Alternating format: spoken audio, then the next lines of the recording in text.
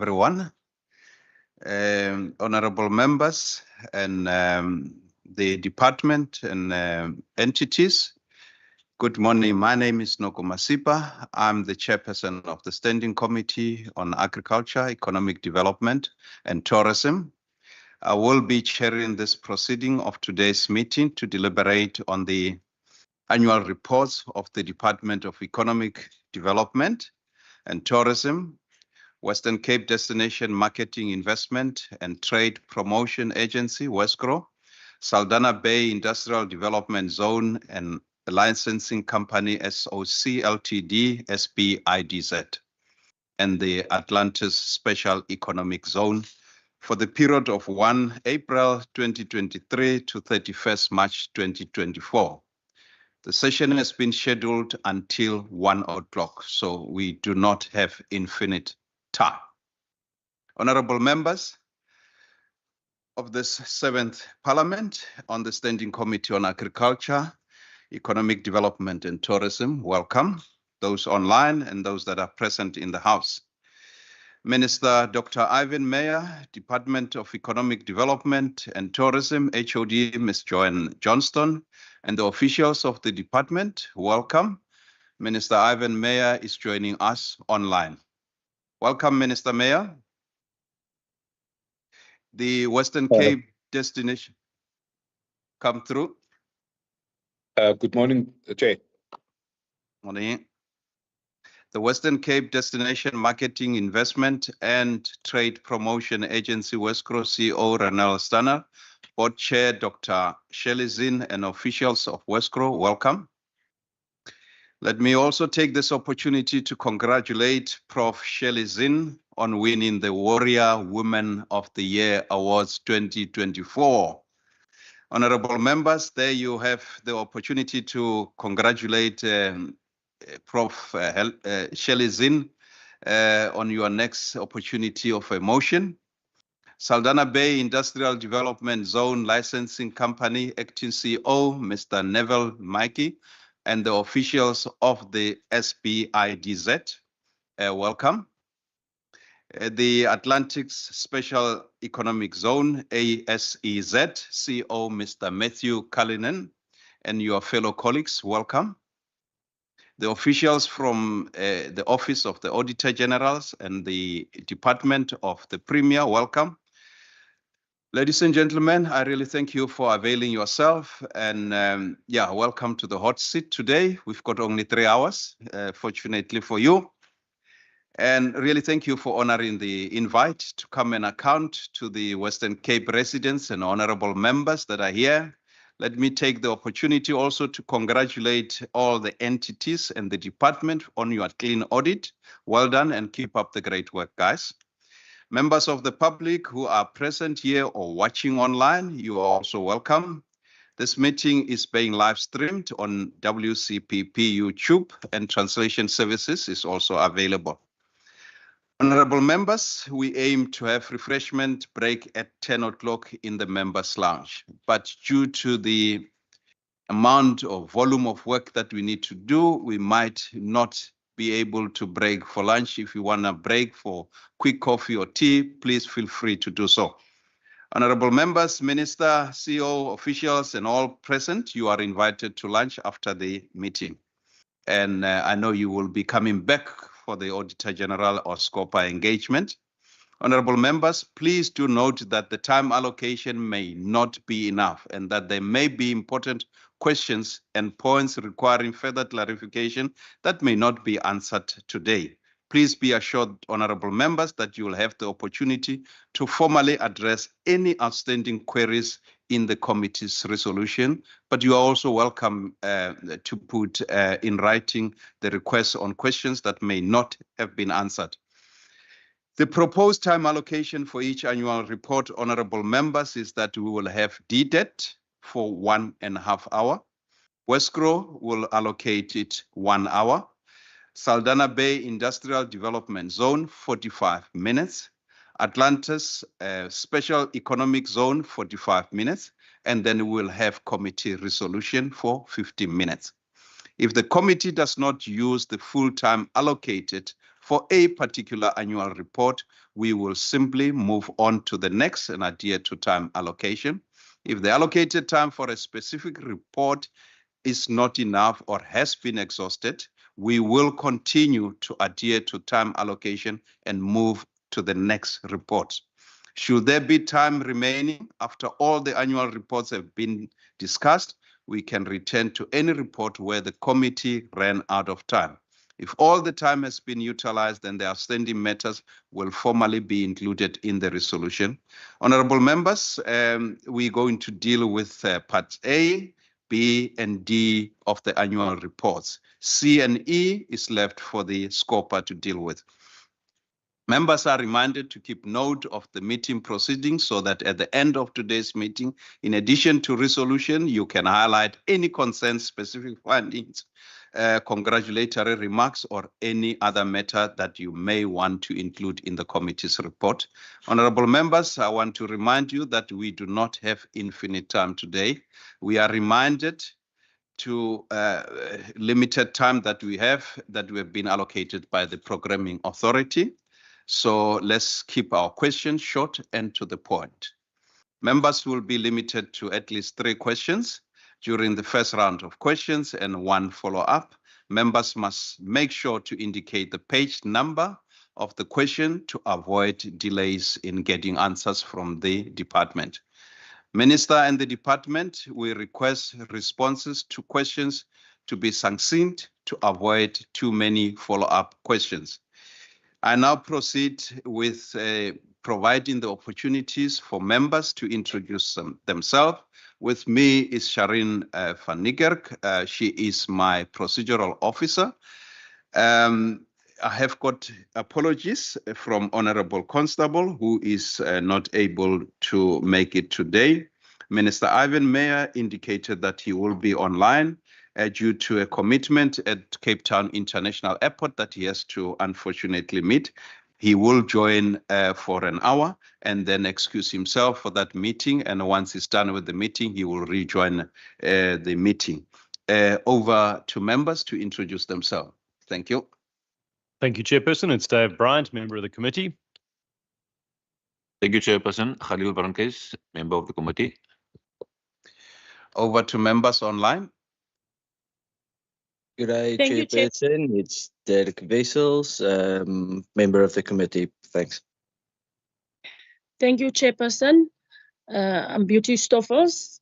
Member Nkondlo is not here today. I'm standing in for Member Nkondlo.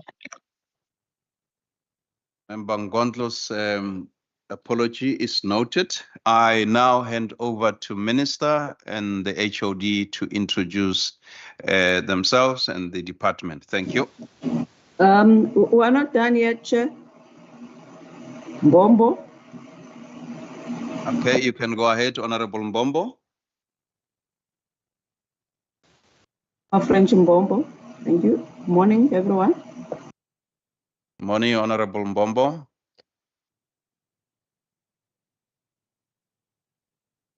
Over to you, HOD and the Minister. Minister first. Good morning, Chair. Good morning to members of the committee, and thank you for this opportunity to be on the virtual platform.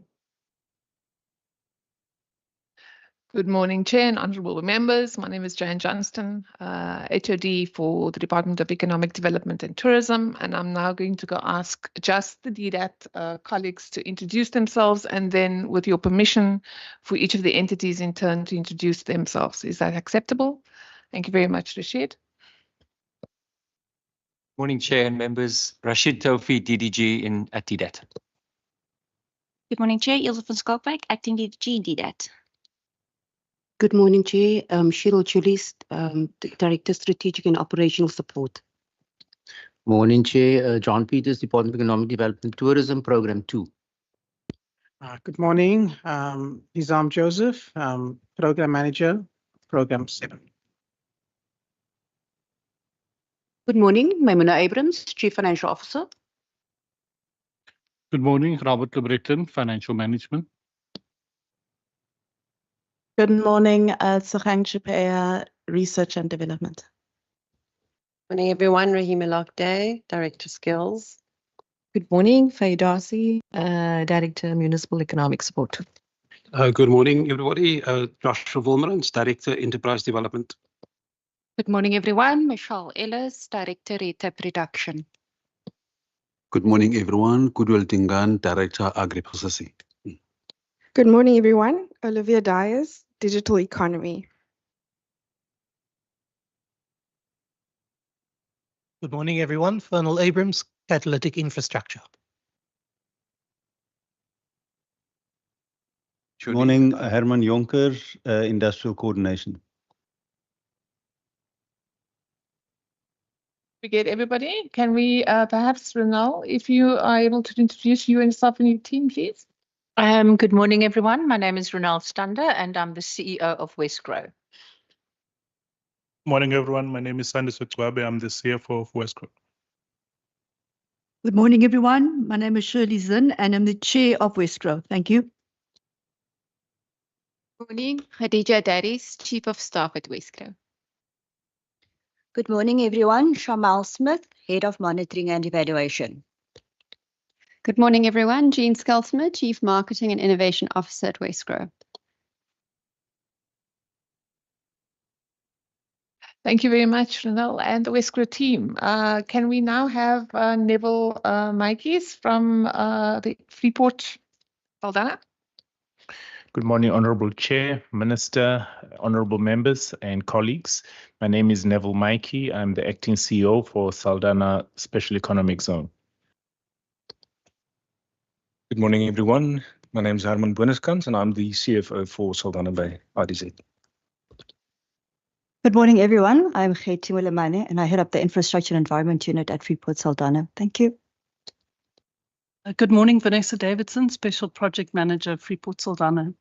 Good morning, everyone. I'm Solly Martinez. I'm Company Secretary, but also Legal Advisor for the company. Thanks.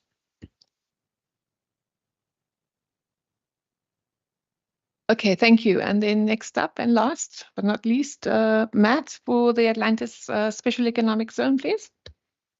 Thank you. Morning, Chair, Minister, Honourable Members, HOD and colleagues. Matt Cullinan, Atlantis SEZ CEO. Good morning, Wahida Saib, CFO of Atlantis SEZ. Good morning, everyone. I'm Friedhelin Brandt, and I'm the Company Secretary at the ASEZ. Good morning, everybody. My name is Sia Tekiana, Human Resources Specialist at the ASEZ.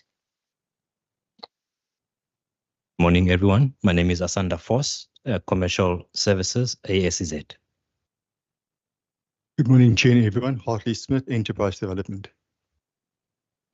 Good morning, Chair. Morning, everybody. Jared Lyons, Business Development, Atlantis SEZ. Good morning, Salvan Willoughby. I'm the Executive for Integrated Ecosystems. Thank you. Thank you, HOD, and thank you, Minister. I just want to also extend a warm welcome to our guests in the gallery.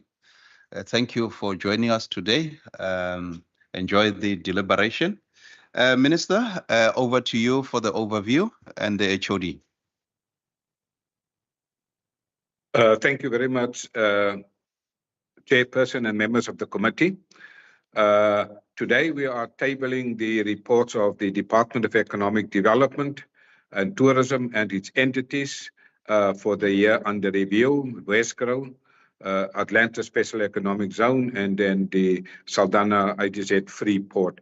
I'm particularly proud of this department and all the officials and also excellent staff at the various entities, Westgrow, Atlantis, and the Freeport of Saldanha. Outstanding individuals, and I want to thank them upfront for the work that they have done during the year under review.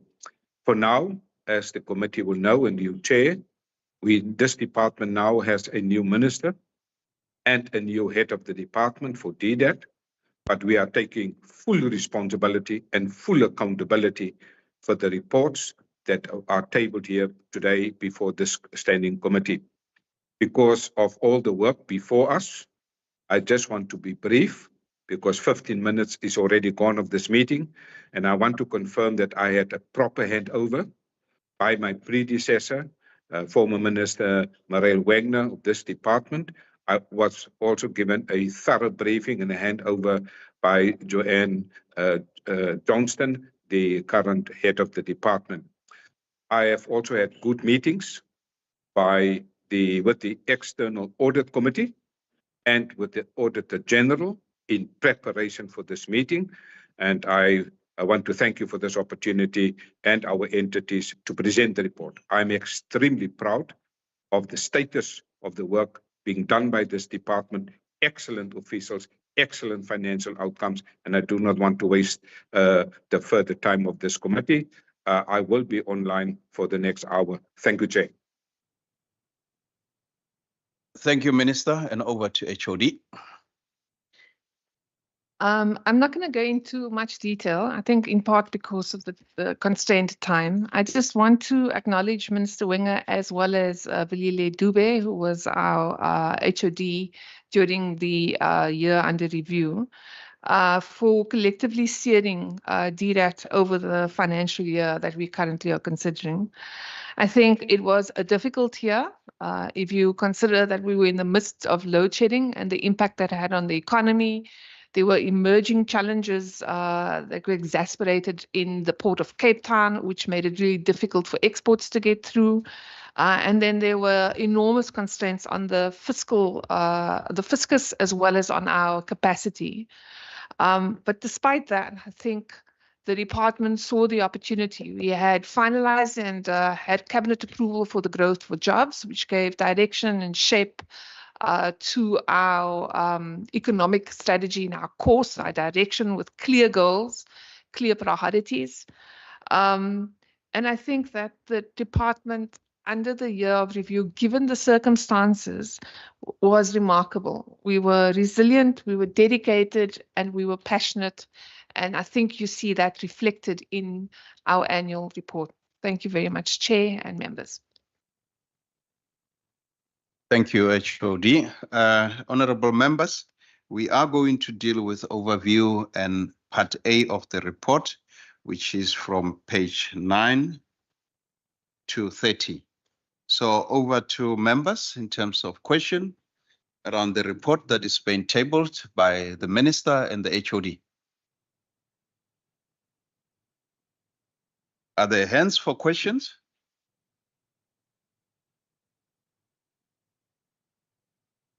There are no hands. I take it that the report has been read and members are satisfied with the report, with the work that is being done by the department.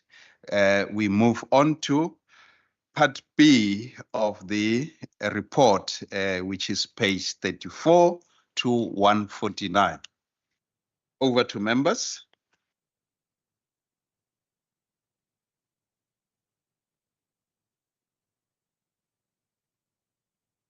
While the members are still looking for questions, I've got a question.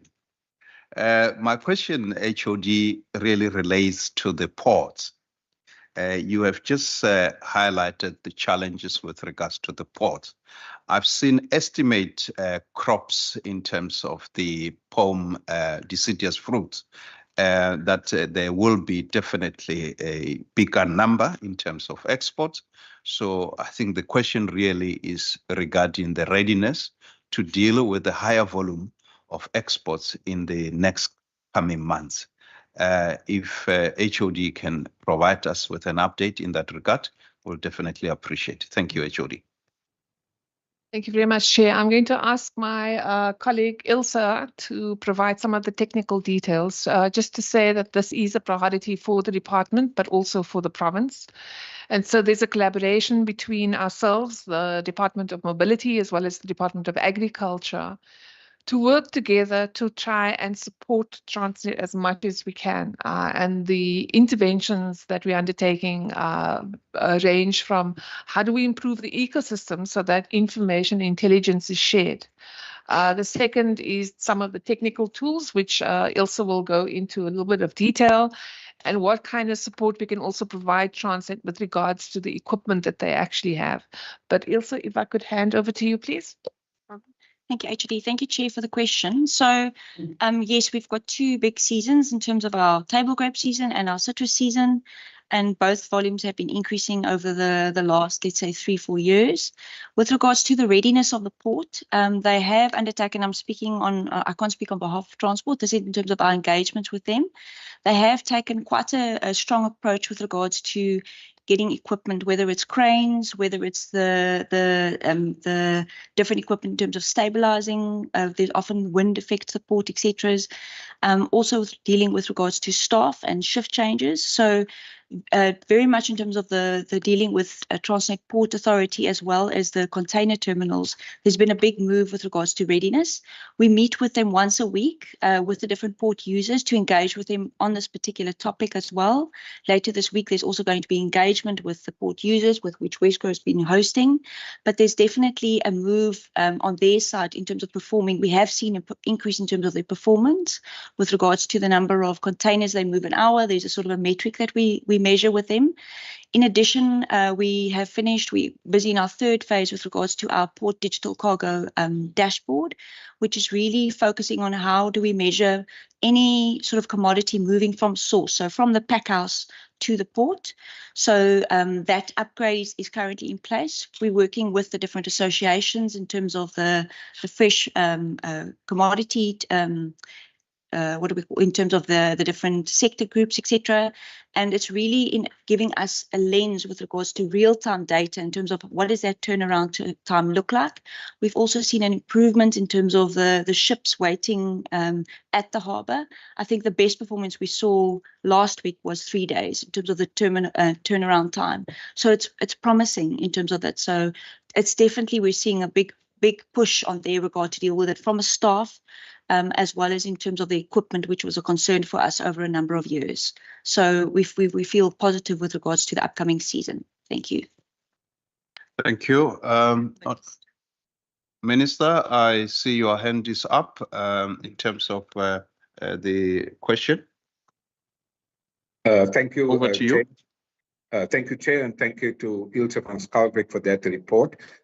We are working very closely with the Port Authority. I have visited the Port Authority recently. They are also busy with a port management information system.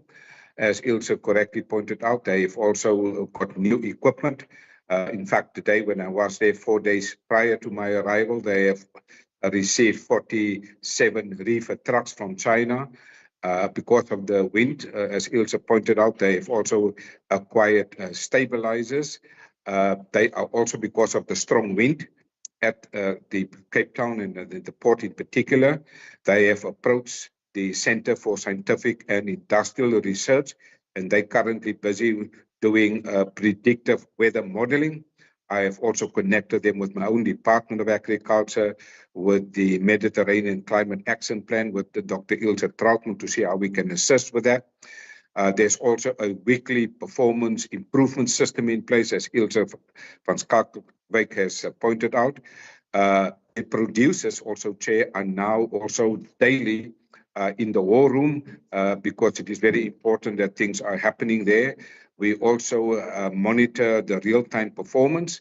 And lastly, Chair, we are very interested to see that the harbour is working professionally. We are calling for further privatization. And in this week, I will also visit the harbour function that Wesco will be hosting. And lastly, Chair, the Premier has yesterday made contact with my office to indicate to me that the National Minister of Transport, Minister Gritschi, has requested a meeting, I think this week or next week. And I have indicated that I will attend that meeting with the Premier and Minister Gritschi, and it's exactly about the port efficiency. She wants to help us, and I'm very glad that she has the right approach.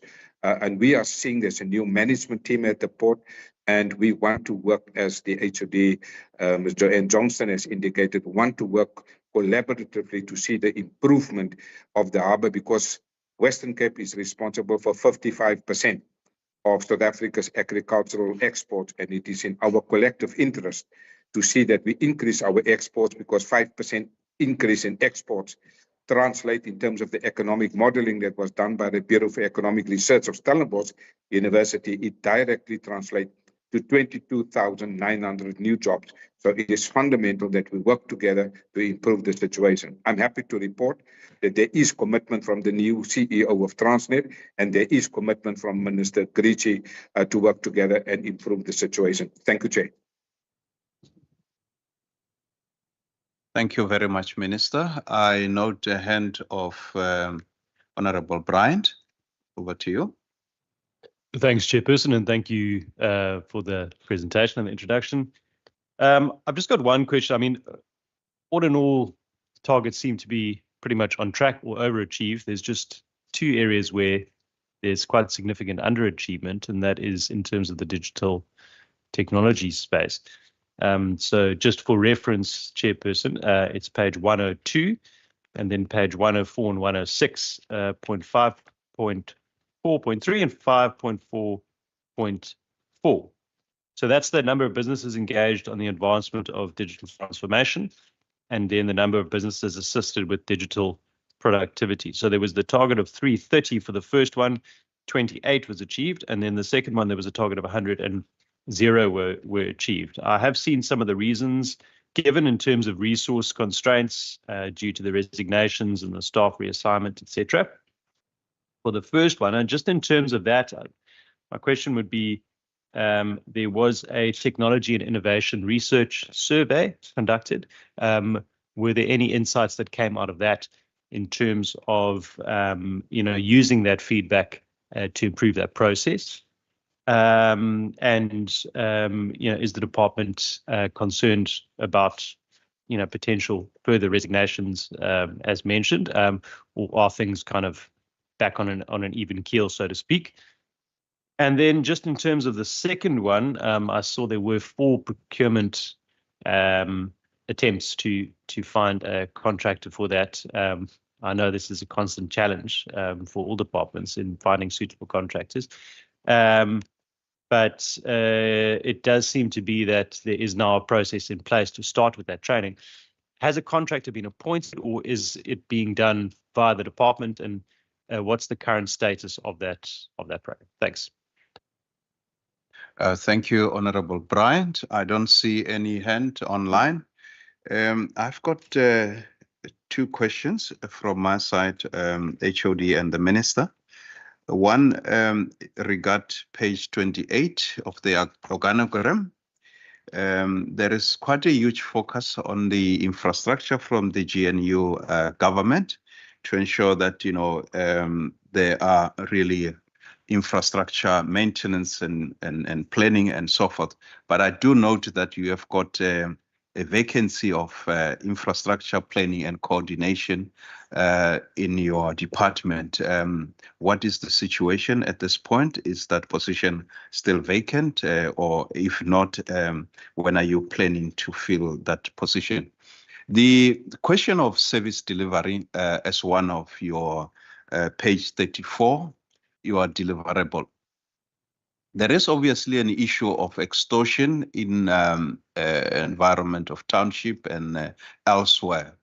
The question for me is, what is the department really doing to coordinate and ensure that this environment is free from this extortion to allow a thriving business activities in townships especially, but we are also experiencing it not only in township, but it's a problem across the country.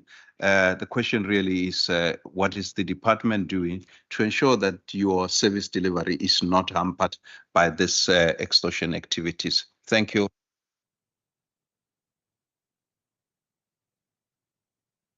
Shall I respond? Thanks. Okay, so with regards to I'm going to ask Olivia Dyers to maybe just add, but let me just say that they have completed the analysis with regards to the tech, Honourable Member Brandt. They've just completed the analysis of the tech and innovation, and we're currently routing that through to the Minister to consider so that we can then start sharing that information. There has been really incredible insights that have emerged from it. Essentially, what they have looked at is what is the competitiveness, the perceived competitiveness by the players and the private sector stakeholders in the field, but then also what are the challenges? Because the growth for jobs has highlighted tech and innovation as a key priority focus area, it is important, and our minister constantly stresses that we have to be evidence led and data led and evidence directed.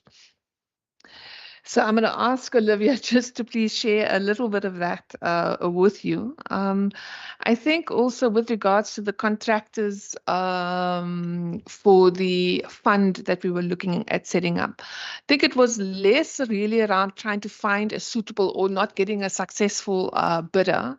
It was really more about the department trying to find innovative ways in order to set up the fund. And as you know, we are absolutely determined that we are at all times compliant. So we have to operate within the confines of the PFMA. And I think what we were doing was, as we were testing and trialing it, it was discovered that it may be a little bit too risky, and we may not necessarily be within the right side of the AG findings. And so I think we were trying and trialing and testing it. And I think the final solution was quite successful. But again, because we emphasize quality, it meant that the projects essentially spilt over to the new financial year. So that's just an explanation as to why that was not achieved. Quality was there, but not necessarily the timing. Thanks. Olivia, if you could just add, and then I'm going to ask if Rashid can answer the extortion in the township answer, please. Thank you very much. In terms of the research, we've actually been incorporating a lot of the findings into the planning for execution and support of the technology and innovation industry already from this year. Things like the identification of the need of incentives has come up quite strongly. And so we're doing a lot of research around which incentives are currently available, where those gaps are, and then we'll be making arguments for support where gaps arise.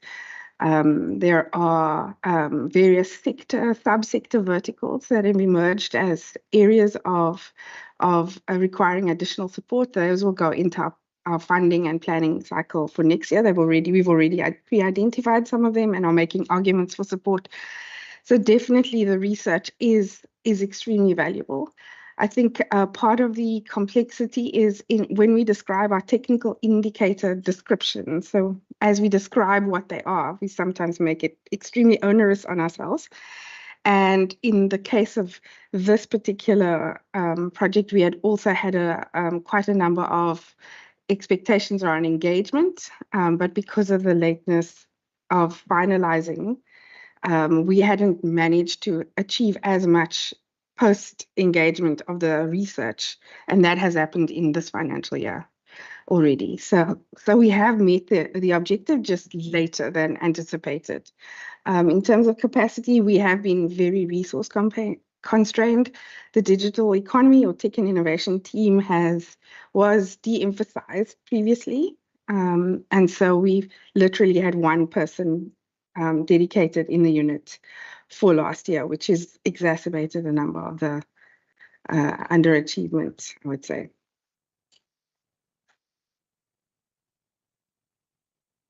Thank you, Chairperson. We play a relatively small role directly in the anti-corruption process because that falls directly in the ambit of SAPS and the MPA, and they have an anti-corruption task team, which we were invited to a sort of strategy session at one point. But I know that our Department of POX sits on that committee, and I get invited to the JOC meetings. But we really don't have a process of have a lever directly in that conversation. That's the straight answer, and it's a difficult area to play in. Thank you. Thanks. Maybe I could add. I think we identified the need, though, in going forward. And what's emerged from a Western Cape government perspective is the theme of safety and how the links between safety and violence prevention as well as the economy. So we know that in the townships, extortion actually is probably the binding constraint. And while it is not necessarily within the mandate of our department in going forward, I think we are looking at a closer cooperation between POCs, the VIP for safety, as well as the economy. So hopefully next time we'll be able to report some progress around some of the collaborations that we're going to be doing with our sister departments. With regards to the infrastructure vacancy, it's been on the one hand a bit of a victim of the constraints on the COE, the compensation of employee measures and constraints that have been imposed by DPSA, and particularly with the salary increases. And then the second thing, and probably more critically, is that we had just finalized the growth for jobs strategy. So it was making sure that the OD structure of the department is aligned to that of the strategy. And what we are currently undertaking, as reflected in the annual report, is a organizational design review. Certainly the infrastructure is in there, and once we finalize the organogram redesign, we are probably looking to fill the post, perhaps in a phase basis, because at the moment we are trying to currently recruit at least a short-term person in the infrastructure space. Thanks. Thank you, HOD. I note that Minister Ivan Meyer also want to comment. Over to you, Minister. Thank you, Chair, and thank you to the colleagues for the answer. In terms of the, you started this question, Chair, by asking about infrastructure and the relation to the GNU. Just for the purpose of this committee, we will be meeting as a cabinet, the GNU ministers, on the 25th of November. And this issue about safety, the issue of infrastructure will be discussed on the 25th of November when we meet with the GNU ministers. Why is this important? It is important because the GNU has three key priorities. Number one, inclusive economic growth. It is the business of this committee, it's the business of this department to look at inclusive economic growth. The second priority is to reduce poverty. That's the focus of my department. That's the focus of this committee. And thirdly, it is to build a capable state. And a capable state must be seen to create a safer environment for people, but also for business. I am aware that Minister Maree and the Provincial Commissioner of Police, General Patikile, has discussed this matter of the extortionists. The National Minister of Police was also here in the Western Cape. He met with Minister Maree, also with the Premier and with the Mayor and with the City of Cape Town. And we are particularly worried about the situation. I'm particularly confident that the National Police Minister, Minister Mchunu, has raised his concern on numerous occasions, and that has also led to us signing a cooperation agreement, a memorandum of understanding between the National Minister of Police and Minister Maree, responsible for police oversight and community safety, and the Mayor of the City of Cape Town. This thing is receiving major attention. The township economy cannot create jobs if extortionists convert to mafia tactics. A constitutional state cannot afford a mafia state, and we are dealing with this particular matter. But as the HOD said, we will further have some of the discussion. Lastly, Chair, we had also very importantly, last week, we formally established a cabinet committee on infrastructure. This committee will be led by the leader of government business and the Minister of Infrastructure, Minister Tertius Simmers, and he's equally concerned about the issue of the extortioners and the blockage in the economy in the Western Cape. Thank you, Chair. Thank you, Minister. I think your initiatives are welcomed. I'm sure members are quite excited about this development. We might invite you to provide feedback to the Portfolio Committee at some point in time. I see Honorable Beauty Stoffel has got a hand up. Over to you. Thank you, Chairperson. Chairperson, but B, page 34, the main service and core functions. In terms of the primary focus of the growth of jobs, the G4J strategy is the enablement of the private sector-led economic growth to create a business environment conducive to growth. Now, since the G4 strategy emphasizes enabling private sector-led economic growth by creating conducive business environment, however, what specific measures are being implemented to ensure that this environment support all businesses, particularly small and medium enterprise, and those in underserved communities? By saying that, given that the state has limited control over private sector employment trends, where jobs often favor families, friends, and white bosses, leaving the majority of Black individuals trapped in unemployment and poverty. What active role does the state plan to take in job creation? How will the department address these inequalities? And what metrics will be used to evaluate the effectiveness of this initiative in fostering equitable economic opportunities? And then also, Chair, if I may, my second question is on page 37, investment priority focus area. Since the investment focus area is a key pillar in the G4J strategy as a growth opportunity which will be deployed in various sectors within economy to build a mature investment pipeline across the Western Cape. Now, whilst the G4 strategy aims for a target of 200 billion investment by 2035, my question is, what are the specific annual targets for investment and job creation over the coming years? Given that this is decade away, how does the department plan to monitor progress and adjust strategies as needed? Additionally, what concrete strategies are being implemented to attract this level of investment? And how will the department ensure that these efforts translate into meaningful job creation for local communities?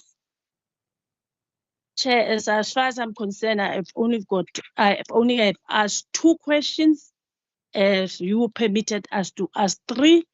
So still on page 37, last paragraph, Saldanha Bay have become one of the global hotspots after being featured in a number of international studies and has been included in the country's green hydrogen commercialization strategy, one of the 5 priority coastal hubs. Now,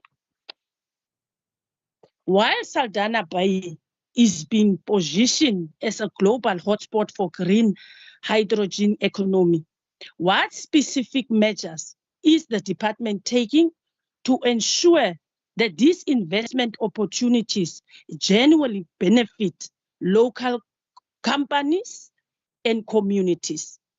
And by saying that, asking that, can you provide detailed information on the international companies investing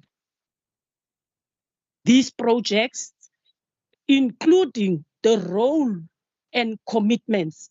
Given the significant investment being made, what assurances are in place to ensure the local businesses and residents are prioritized in these arrangements rather than being sidelined in favor of foreign interests?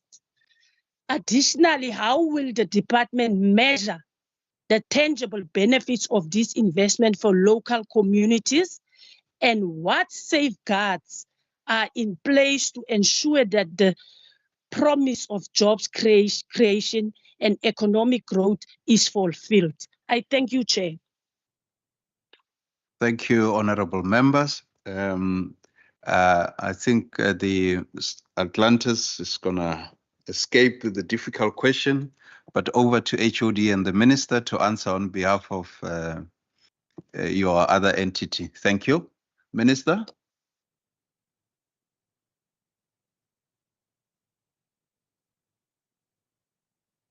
Over to you, HOD.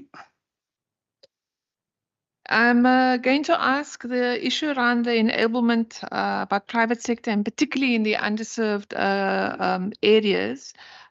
If John Peters and Joshua Wolmerans could actually answer that. But can I just maybe make a point with the growth for jobs?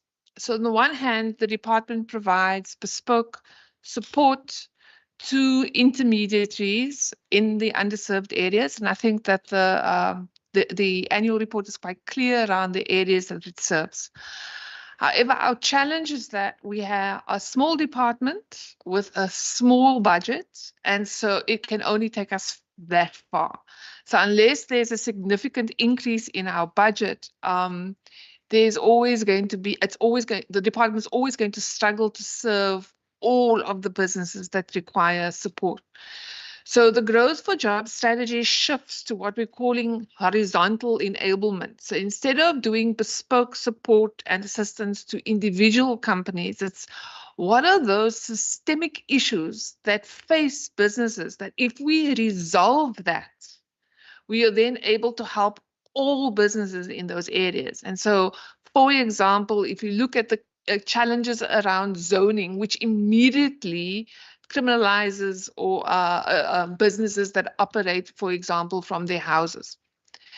If you are able to resolve that, all businesses in those areas then benefit. And so that's the shift. It's not to say that we're necessarily going to stop trying to provide bespoke direct assistance via our various NGOs, but our emphasis is really going to try and shift around the systemic until we have the fiscal space to provide en masse and at scale those support to those businesses in the communities. So we're also working very closely with National around the metrics and making sure that there's some commonality with the indicators. The G4J has also done quite a bit of work around developing technical indicators that track not only what this department does, but also what departments across the Western Cape government provides. Because everybody has a role, everybody interacts with businesses in some shape or form, even the Department of Health, DEDP, as well as infrastructure. And if we are looking at collaboration and transversal implementation, it's making sure that we are all able to combine our efforts so that we have collective impact as opposed to a summation of individual support that is provided to our communities.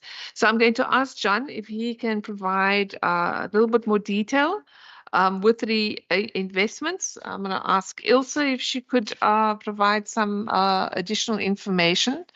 And then the same thing with the Freeport, and perhaps in that respect to ask if Herman could add a bit of information with regards to the question around green hydrogen and the support we provide, particularly in the communities. Thanks. HOD, before the officials answer, I see Honorable Ivan Meyer's hand is up.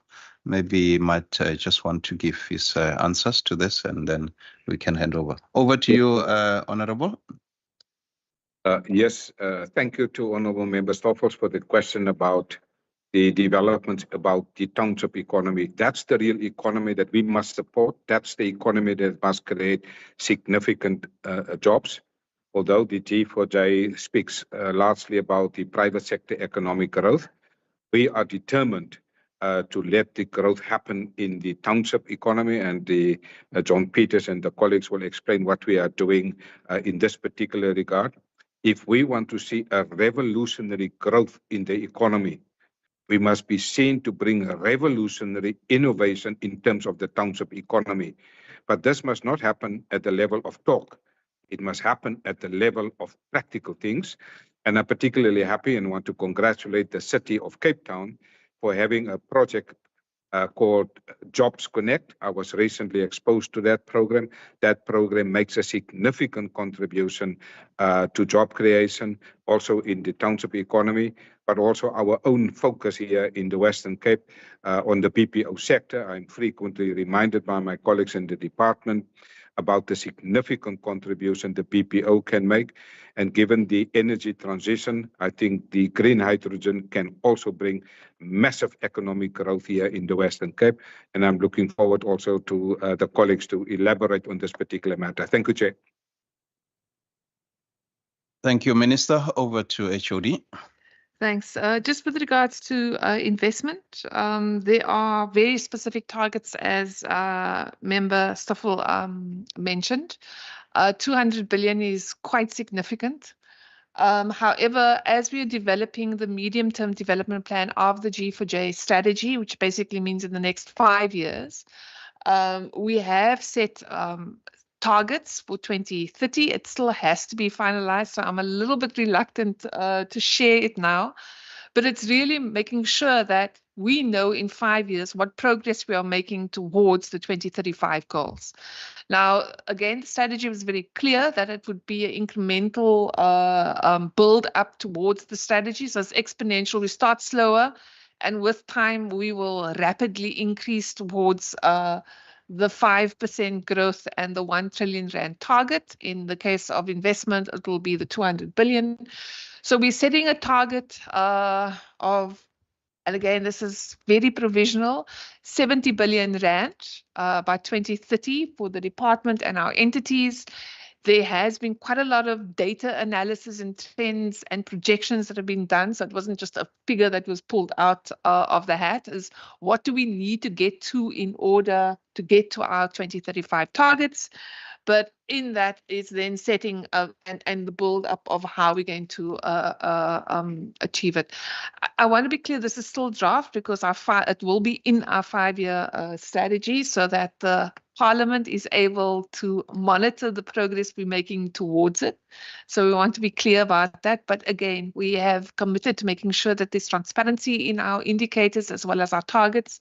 And so we are expecting that the Standing Committee will hold us to account as we, develop and implement and hopefully report on our successes. Ilse, is there anything you want to add to that? Perhaps a little bit about the meaningful job creation, because I think, again, we need to make sure that when we say meaningful job creation, it's how we select the sectors of opportunity and whether they're labor intensive as well as just simply a growth or a GVA intensive. But Ilse, do you want to add?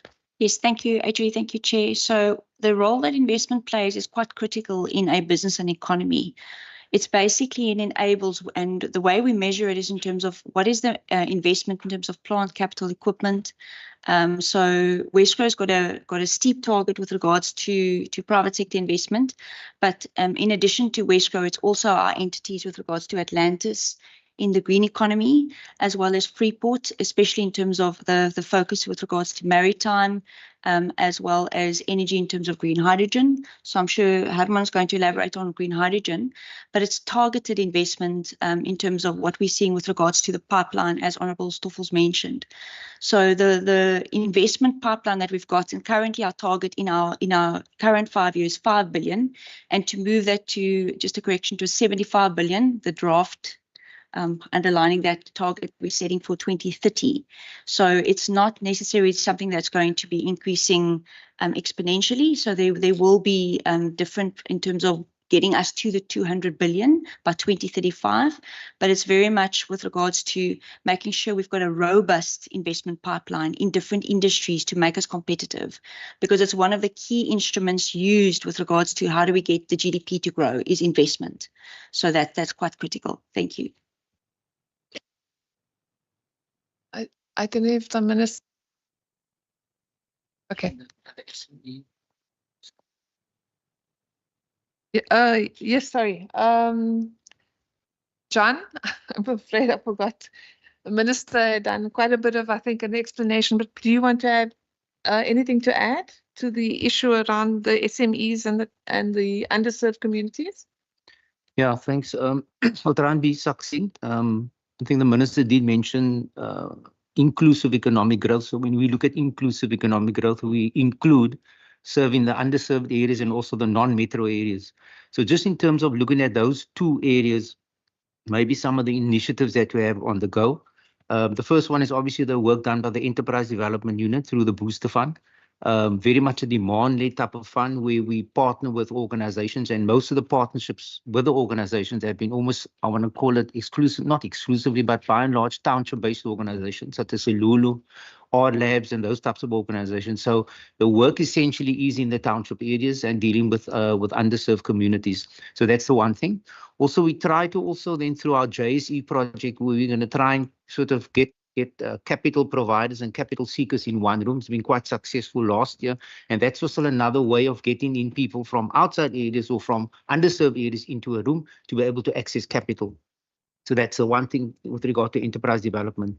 I think also our work last year, and we continued in this year in doing what we call outreach. So we've got, I think it's about almost 20 odd sessions or interventions that we have outside of the metro area. That means taking other departments like with DOI, taking the services that we offer and taking the opportunities that there are in terms of infrastructure, in terms of procurement through PT to the non-metro areas, in other words, the rural areas. So that's the second one to do.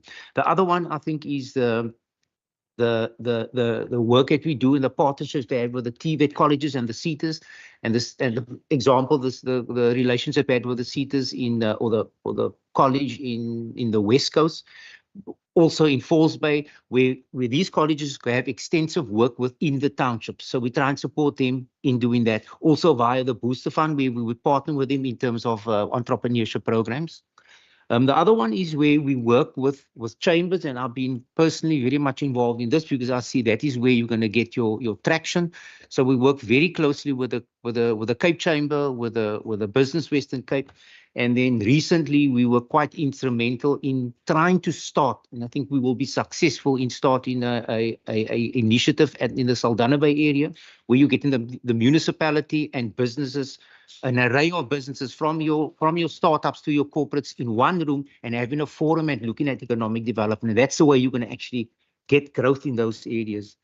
Another example that we have is where we partner with other organizations that has work in the rural areas, such as the Global Entrepreneurship Network. This year, we're going to try and partner with the George municipality in doing a massive session in the Garden Route area that will be serving that whole area. And again, it's outside of the metro. I think just in terms of the regulatory aspects, we're working very closely with the City of Cape Town to look at how we improve the bylaws with regard to informal trading. And that is something that if you make a systemic change there, you make a systemic change to many people. So, Chair, that's succinctly what we're trying to do in our way with a limited budget to make an impact in the underserved areas. Thank you. Thank you, HOD, and thank you, Minister, for the answers. I do note that Honorable Stoffel's hand is still up. I assume it's a legacy hand. Is there any other question that has not been answered, HOD? The green hydrogen one, Chair. Oh, yeah.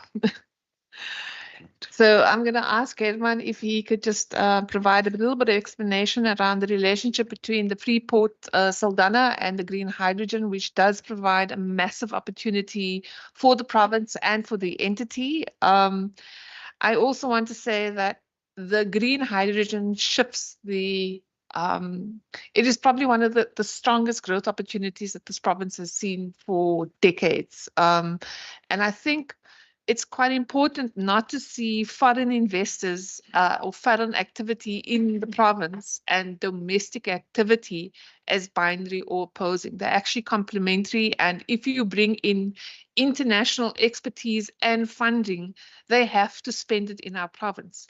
And so the multiplier effect and the opportunities it will catalyze, in particularly the West Coast, is is significant. So for example, if we are able to actually catalyze green hydrogen, we have the potential. There's work that we have to do. The skills development programs to make sure that the communities are able to maximize the opportunities that flow from it. But it potentially could lead to the steel mill reopening again, for example, and we can draw back the jobs that we lost a couple of years ago. There are other beneficiation opportunities, again, landing in the Freeport that will result from green hydrogen. And of course, then the communities are able to benefit. But it's important that we actually do prepare the communities with regards to both the business opportunities as well as the workforce. But I think Herman will add a little bit more to what I've just said. Thanks. May I, Chairperson? Over to you, Herman. Thank you, Chairperson, and thank you, members, for that question. To follow on and build a little bit on what my HOD has said, apart from the enormity of the opportunity of green hydrogen globally and in South Africa, maybe a little bit of the reasoning why Saldanha has become such a focal point. The basic portion of the cost of green hydrogen is in renewable energy. So up to 60% of the cost of green hydrogen is the cost of renewable energy. Also, secondly, the global demand for green hydrogen and derivatives. And when we say derivatives, these are products that are made when green hydrogen are chemically combined with other components. One of the big ones is green ammonia. So ammonia currently is made from chemical processes that contain a lot of fossil fuels. So to get ammonia, which goes into fertilizer and into a whole lot of other bulk chemical processes, to get that clean, hydrogen is required by the international market.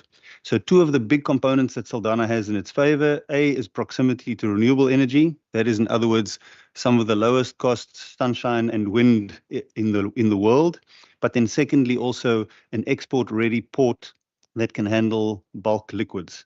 So those are two of the basic elements that has really placed Saldanha on the global map. Having a free port and a customs control area and some of the liquid bulk facilities that already exist in Saldanha even puts it on a higher level, and combined with the presence of a steel mill that could be relatively easily converted into a production facility for what is called green DRI, or green directly reduced iron, where hydrogen is also used to produce a basic steel component. So just that for a bit of background, and maybe to the specifics of Honourable Stoffels' questions. Firstly, around the international companies. Freeport Saldanha handles most of the queries of international companies looking for real estate near the port in order to do hydrogen production. Typically, these projects have their renewable energy sources elsewhere, but the production facility close to the port.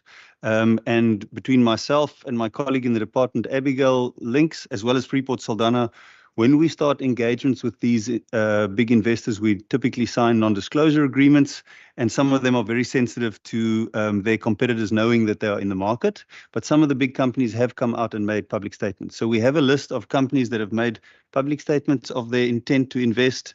These include Phelan Energy, a company who has locally set up an entity called PTX South Africa, as well as Atlantia, Sasol, and ArcelorMittal in partnership to try and get the steel plant up and running, and a few others. So we can provide the committee with those who have made the public statements, and we can provide a little bit of an indication of whether they are international or local companies. One company in particular, Black-owned local entrepreneurs called Atlantia, have recently secured a major international partner to join them on their feasibility study work. So just also to place that in context, the feasibility study work mostly are these big companies making investment decisions, and they study at the cost of quite a few millions of rands. They study the local conditions, the site, the engineering, the pipeline routes, the electricity supply, etc. And once they have a feasibility study complete to their specifications, they go into what's called FID, or final investment decision. So none of the big investments are at FID yet. So it's very difficult to say now what are their obligations, how they're going to make this local. And that's the next question. What assurances can we have that the local community and local businesses also are included in this? So firstly, some of the companies investing are local companies, But secondly, also all these companies are proposing to use a methodology called the Community Development Toolkit, which is something that's been adopted internationally, and even Freeport Saldanha has presented at a hydrogen development conference on the implementation thereof. So there's a lot of background, and we can provide the committee with the detail. Thank you, Chair. Thank you, HOD. I see the Minister also want to provide an input on this question. Minister? Thank you, Chair, and thank you for the answers about this question. I think the committee will know that the just energy transition is in full place globally, and we also have some specific targets. And what you have heard now is the preparation of the ecosystem for green hydrogen. This will be a massive game changer, and developing the ecosystem for green hydrogen is currently what we are currently busy with, and I'm particularly thankful for the work that the department and the entities are doing in this particular regard. Also, before I exit this meeting, Chair, we have already taken a cabinet decision that there is a investment conference planning, and that this conference will take place around about September next year. Why September? Because next year in September, we will be the host of the Regional Leaders Summit. And the Regional Leaders Summit is a very important body dealing with the regional leaders around different parts of the world. And this will be at the back of the Regional Leaders Summit. This will also be 2 months ahead of the G20 that will take place in South Africa. We also know that the deputy ministers of finance will be meeting in Cape Town of the G20, as well as the governors of the Reserve Bank of the G20. And I want to thank Mr. Rashid Tofi, for the work that he has already been put into this. This will be massive lineup into the investment conference we are planning for next year. Chair, I have now commitments here at the airport, so I will exit this meeting. And thank you for allowing me to exit this meeting, but I'm happy to return to the meeting after my meetings here at the airport. Thank you, Chair. Thank you, Minister. Before you exit, don't forget to invite your members to provide oversight at the G20. Honorable Minister? Noted. Thank you, Minister. Honorable members, we have got Councillor Andile Gili from Witzenberg, who has joined us online. He wants to sponsor a question. Councillor, do you want to introduce yourself? And then Honorable Brinkhays also would like to sponsor a question. I'm taking the final round on this part B. If there are any other members that want to sponsor questions, please raise your hand. Going once, going twice. Honorable Councillor Andile Gili, over to you. Thanks, Chair. Chair, can you hear me, Chair? We can hear you very clear, Councillor. Morning, Chair. Morning, and to everyone in the meeting. I am Andile Gili, the Ward Councillor in Witzenberg Series, Ward 1. I have a simple question that I want to ask about the role of provincial government to regulate international investors who refuse to adhere to localization and beneficiation of local communities. To make an example, we've got also here in Witzenberg wind farms and solar farm developers who are not compliant with a number of issues. So I just want to know, what is the role of provincial government to regulate these international investors? Thank you, Honorable Councillor. Over to Brinkhays. Thank you very much, Chairperson. Chairperson, to bring the attention to Part B, Program 4, Business Regulation and Governance, Sub-Program 4.1, Consumer Protection, page 89 to 91. My question is around the Consumer Affairs Tribunal. The number of settlement agreements confirmed by the Consumer Affairs Tribunal, I see the target has been 5. And without any achievements. If we can just get the update from the department on those 5 targets by the tribunal and their achievements. Thank you, Chair. Thank you, Honorable Brinkhuis. I see Honorable Stoffel's hand is up. Honorable Stoffel. Thank you, Chairperson. My question is on page 39, export priority focus area. As we have read on the report, export is the key of the G4J lever enabler as it relates to market stimulation and has a direct impact on both increasing GVA of the Western Cape as well as job creation. The goal is to triple export by 2035, which will have an estimated impact on the GVA of 498 billion by 2035. Now, while the goal of the tripling export by 2035 is commendable, what specific measures are in place to ensure that this economic growth leads to the meaningful transformation, allowing people, especially the Black majority, to share in the benefits equally? And by saying that, how does the department plan to prevent local communities from being regulated to the role of cheap labor in the export-driven economy?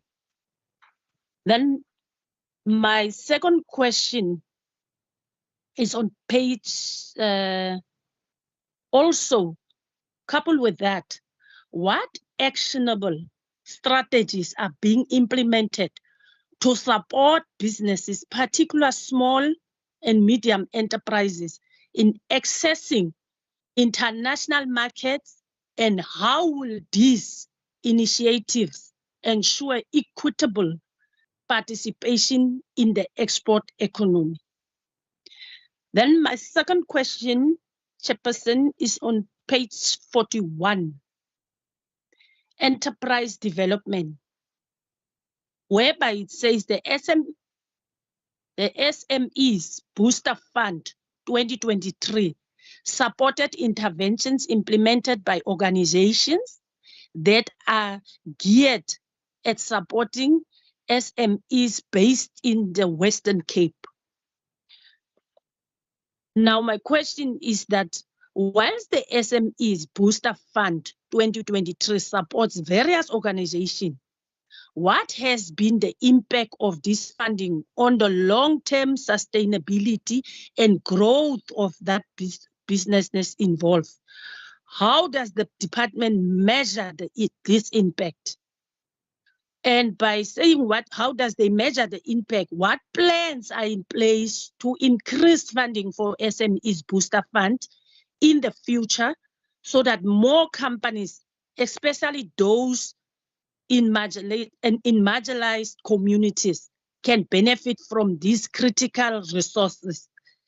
What specific strategies will be implemented to ensure the expanded funding effectively reach those SMEs that need it most? And then my last question is that on page 42, skills development.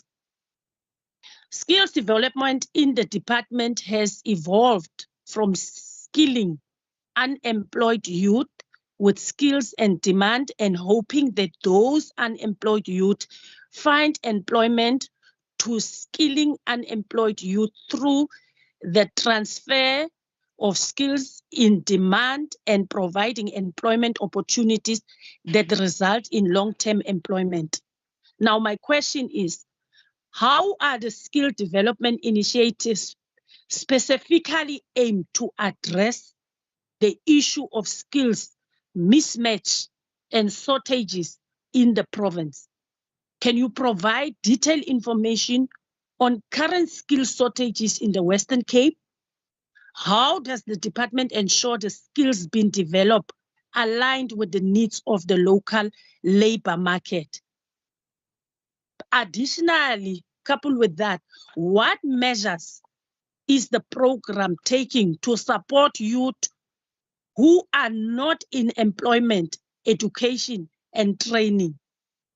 How does the department plan to address the need rate, ensure that these young people are provided with opportunities for skills development and employment? I thank you, Chair. Thank you, honorable members. I hand over to HOD, but before I hand over to HOD, I just want to indicate that there shall be no follow-up questions on this ones. Once they've been answered, if you require any follow-up question, we can do it in writing so that we can move to part B of the report in order to finish on time at 10 o'clock. Thanks. Over to you, HOD. Okay, I'm going to be brief given the time constraints. So I think that the Councillor van Witzenberg, I think there is, when we, particularly with the development of solar farms and wind, there are offset obligations on a national level that these companies, whether they're domestic or foreign, need to comply to, and particularly when it comes to importing goods into the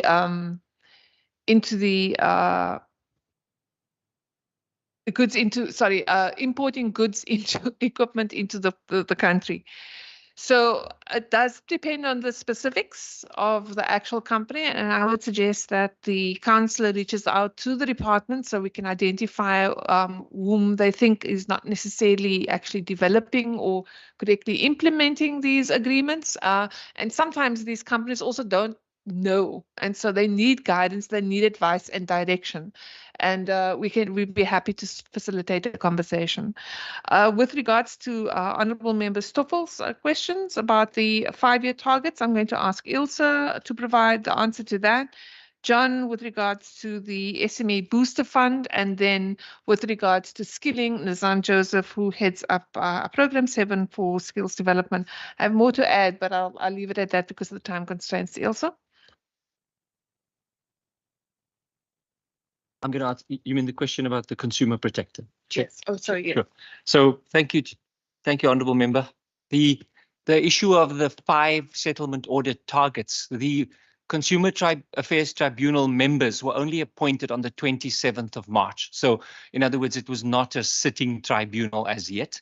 In the last few months, we've realized how much procedures we need to put in place. We've met with the magistrates court and we're looking at, so that while the tribunal is now in place, it can't hear any cases until we have all the correct procedures in place. So this year we hope to achieve that target and bring those settlements to the committee, to the Consumer Affairs Tribunal as it is now in active operation.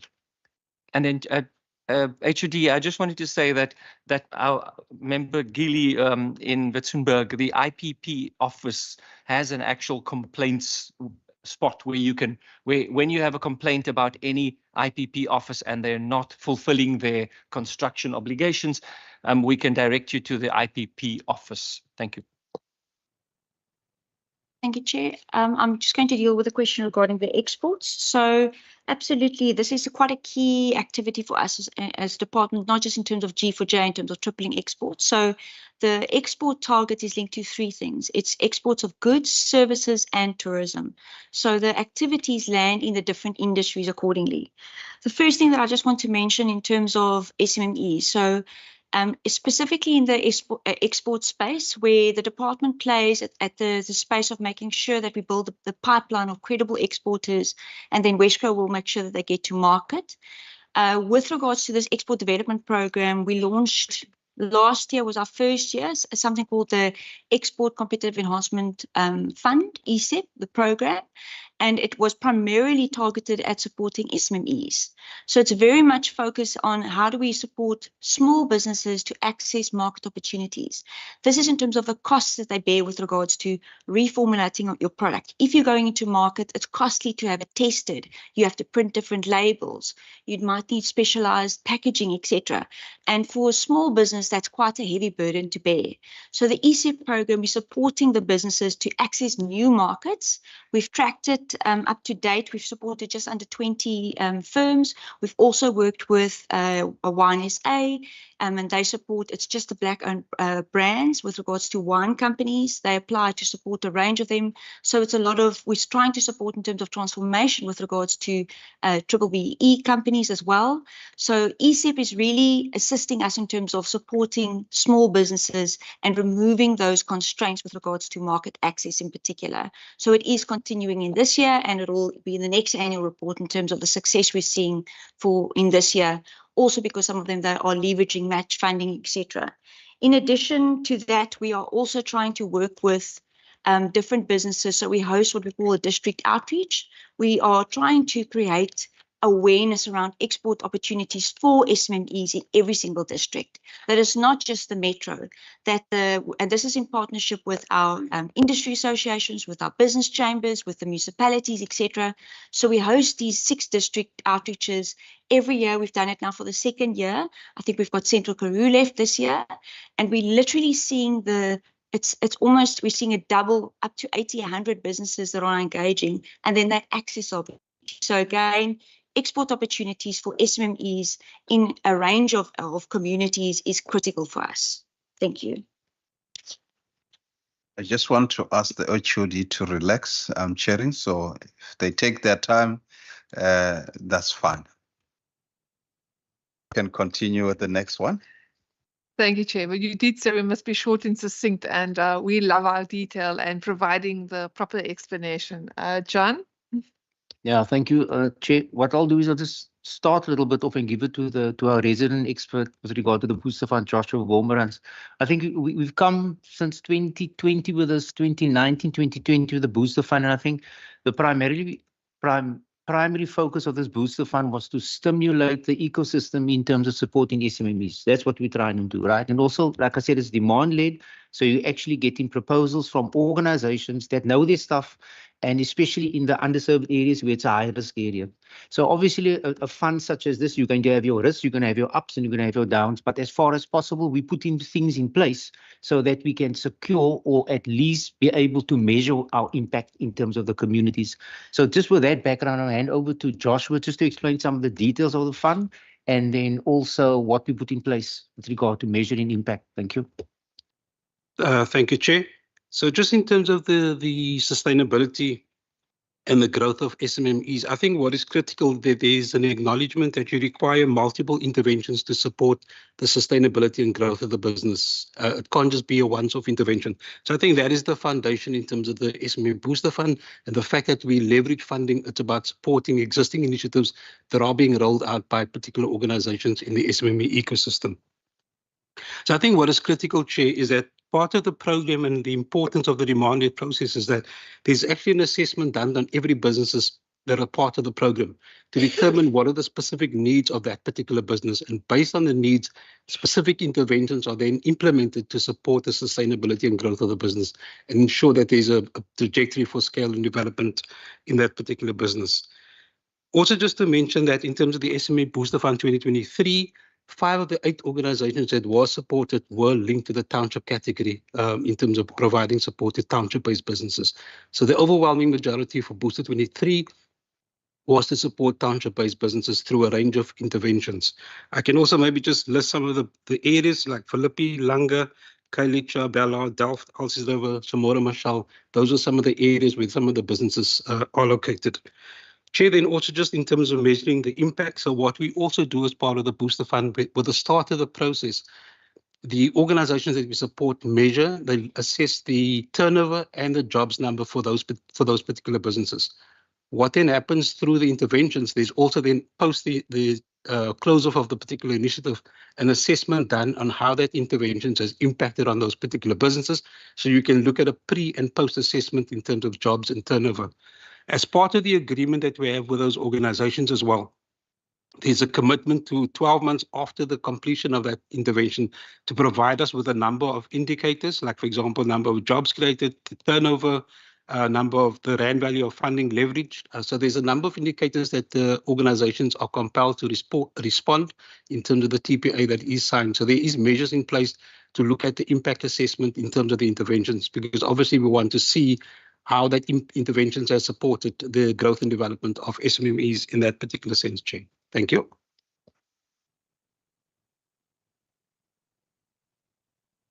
Are we done? Sam Joseph, with regards to the skills question of Member Stoffels. Hi. Thank you, John. I think the first thank you to the member for. You put your mic on. Oh. It is on. Oh, okay. Thank you to the member for the questions. So the first is, remember that everyone that we assist forms part of the needs group. So that's not in employment, education, and training.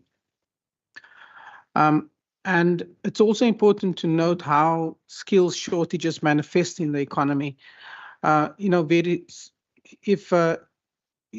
Inherent in an individual, very often companies would either require someone with a qualification.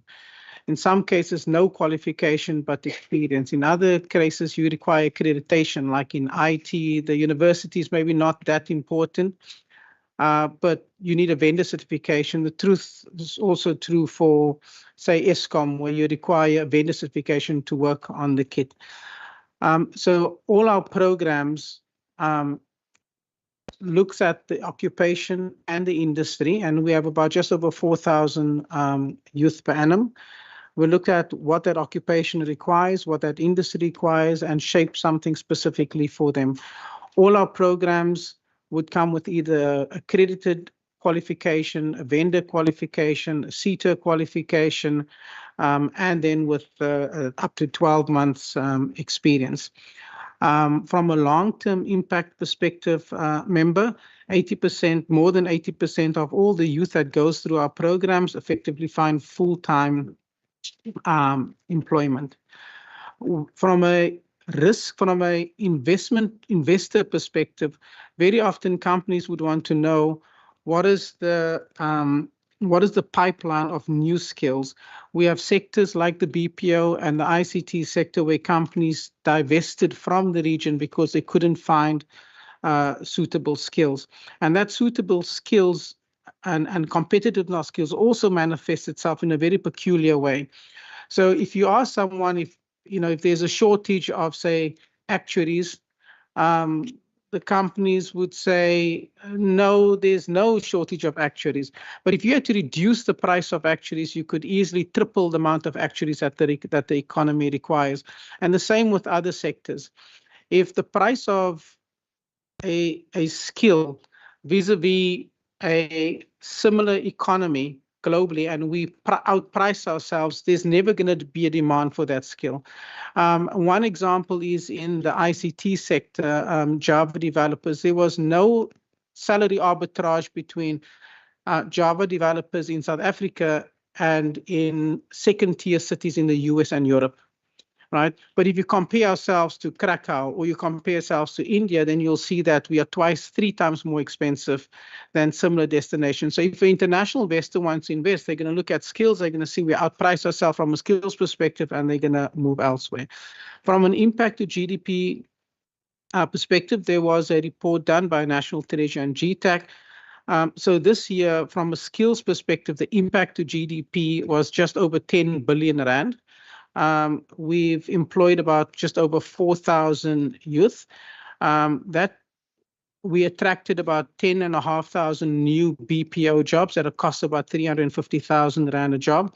And from a household income perspective, and again, from an inclusive perspective, nearly all our youth will come from townships like Khayelitsha, Gugulethu, Mitchells Plain, and Delft. And from an income to household perspective, it's probably around about 200 million rand or so direct income to households, very often into those households where you don't have a single member being employed in those households. Thank you. Thank you, HOD and your department. Are we done? Can we move on? Honorable members, we are left with 30 minutes. We've got Part D to conclude. I wait for hands. If I don't see hands, then it means you read and you are happy with the report. We can proceed. So I see Honorable Bryant's hand is up. Honorable Beauty Stoffel, I see your hand is up. I thought you are done with Part D because the last question that was sponsored is coming from Part D. But Honorable Bryant, you go first. Chair, two very quick ones. This came up yesterday as well with the other aspect of the committee. Page 178, in terms of the reasons behind resignations and no reasons being provided as the kind of majority of in terms of the responses. Just in terms of your own exit interview processes, I mean, obviously it's, you can't force somebody to tell you why they're leaving. That's, that's their own prerogative. But is there a way to try and gain a little bit more insight just to see if one can, improve that? So, ask any steps underway to try and improve that exit interview process to get more information in terms of that. And then just in terms of the senior management posts, I think it is quite, I can't think of a better word, fantastic to see the increase in female representation over the past 10 years. 2013, it was at 37.5%. It's now up to 52.2%. Just in terms of, the department strategies in increasing female representation, what has worked and, what's being implemented to achieve, that kind of increase of majority, and are similar steps being taken to increase representation across the board from other potentially marginalized groups? Thanks. Thank you, Honorable Bryant. Honorable Stoffel.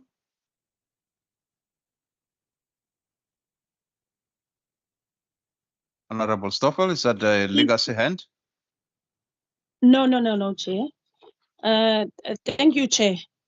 Chair, mine is on 173, table 3.2.2, employment and vacancies by Sarah salary band at 31st March 2024.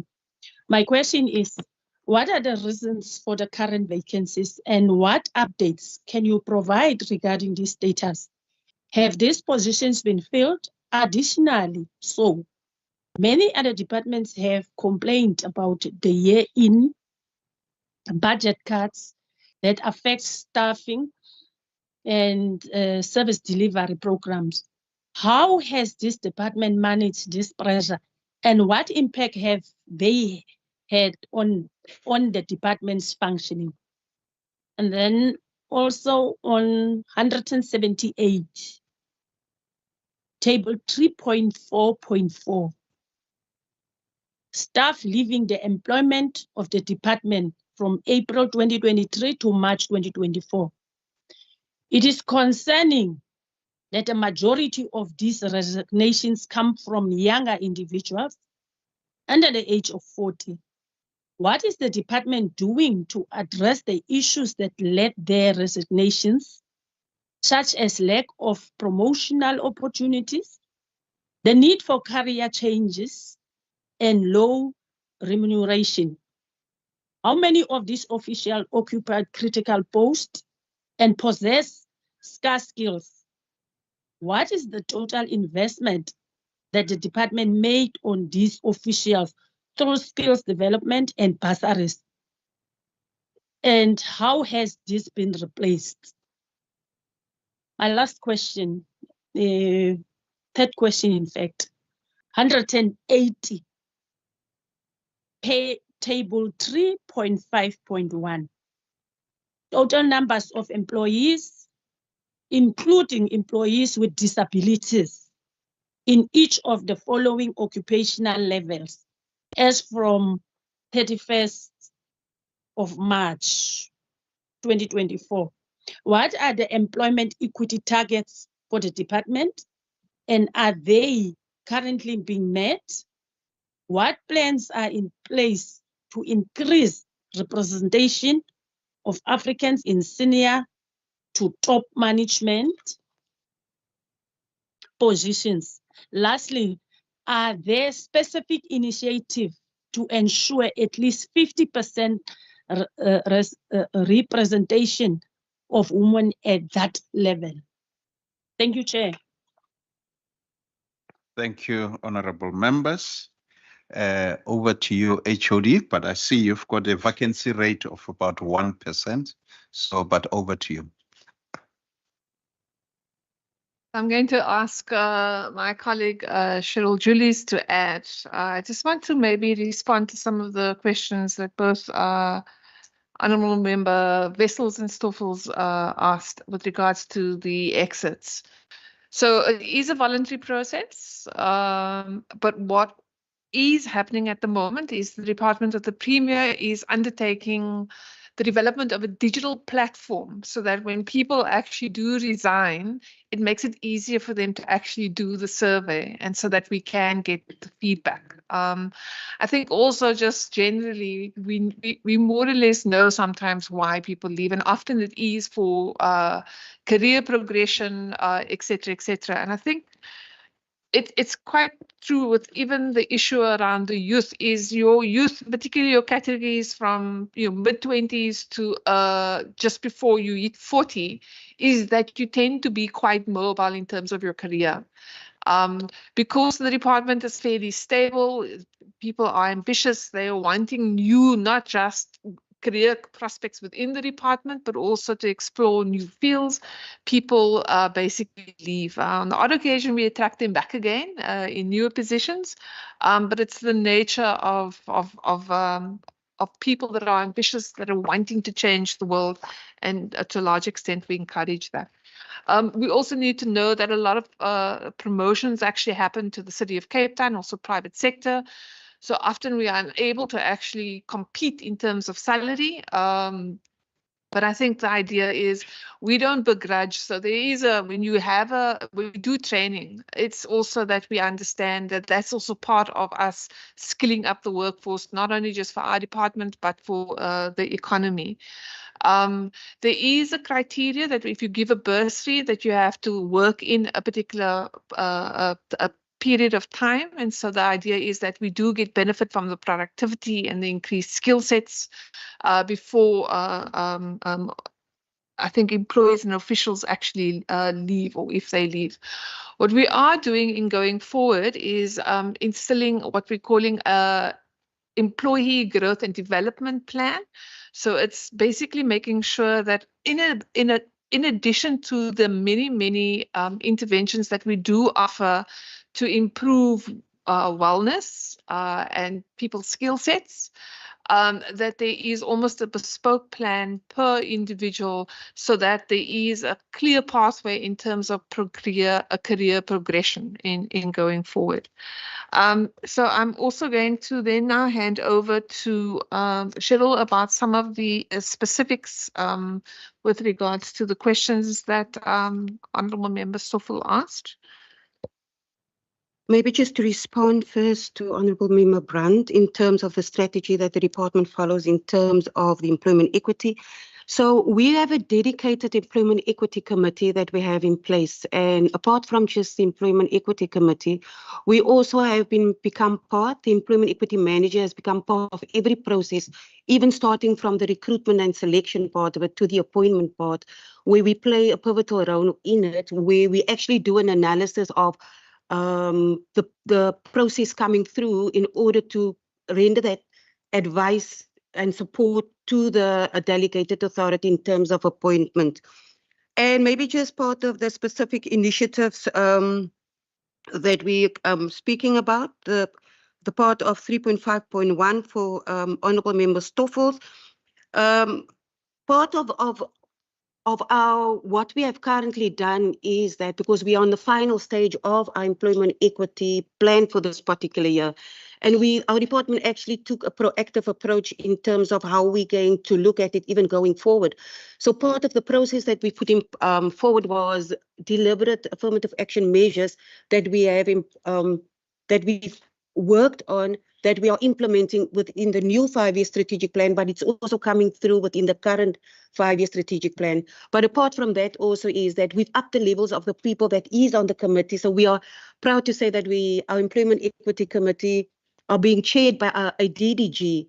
So in all part of the delegated authority, the scrutiny in terms of recruitment and selection to ensure that we address the priority goals and priority groups comes through either the committee or it comes through the Employment Equity Manager and the chairperson of the Employment Equity Committee. Thank you, Chair. Honorable members, those are the answers from the department, and I think they have done their job. It's now 20 to 10. I'm going to ask that we break for a quick. Yeah. Chair, my hand is up. I thought it was a legacy hand, Honorable Stoffel. No, Chair. I think Okay. there's one that they didn't answer in terms of the disability. Because, Chair, the reason why I'm asking that, I've noted in the table, there's only an indication of 2 disabled people indicated in the department. I don't know whether I have noted it correctly, but they didn't answer me in terms of the total employees with disabilities. They didn't answer that one. Okay. Thank you, Honorable Stoffel. I see the member is ready to provide the correct answer that you are looking for. Over to you, HOD, through you.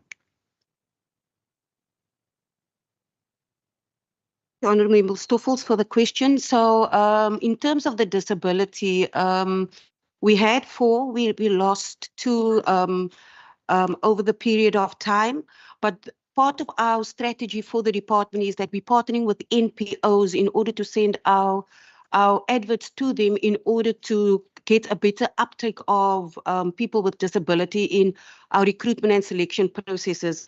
Also part of our attempt in order to recruit people with disability is whereby the advert that goes out would encourage people with disability to participate within the program. One of our members that's on the Employment Equity Committee is a person that is visually impaired. So we actually, she's actually quite robust in her attempt of getting people to apply and to increase the attempt for the department to recruit people with disability. We also now, in terms of our recruitment and selection, actually, we are deliberate in looking at those who apply for people with disability to ensure that we give them an opportunity to participate within the interview stage as well. Thank you.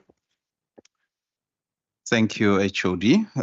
Do you want to add? Yes, Chairperson. Honorable Stoffel, I'm chairing the meeting. Can I allow me to chair, please? Oh, pardon me, Chair. Pardon me. Thank you.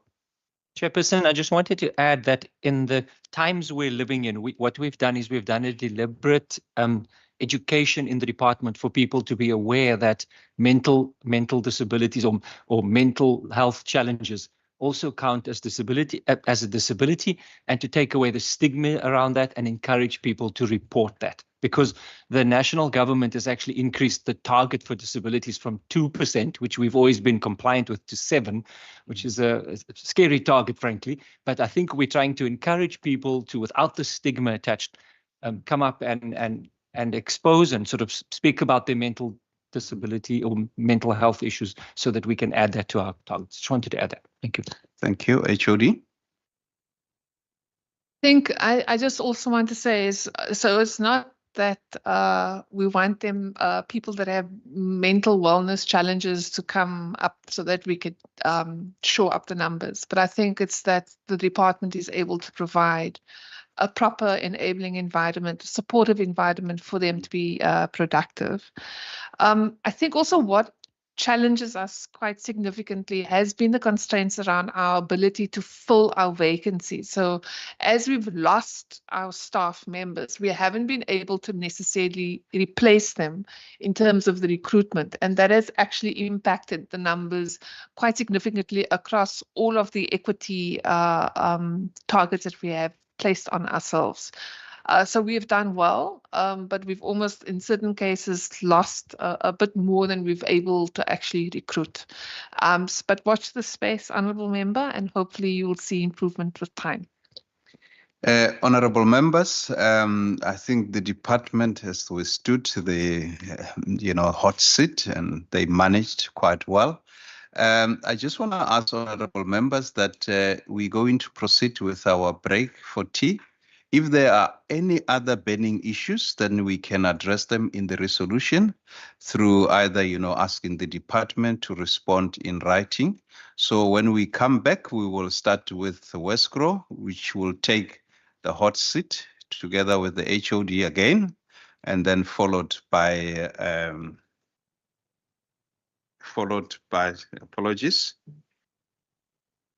Saldanha Bay, and then lastly, Atlanta's special economic zone. Thank you. We're going to break for tea now, 10 o'clock sharp, if we can all be seated. Thank you very much.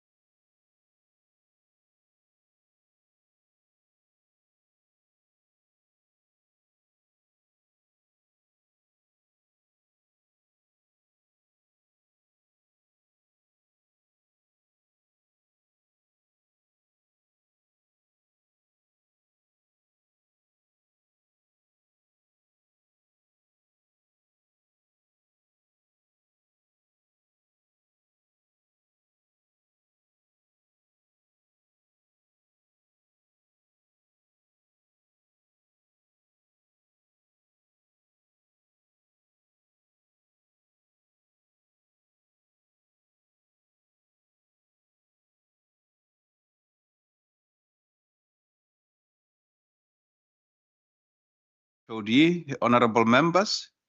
We are now going to give the Wescro and the HOD an opportunity to give us an opening remarks.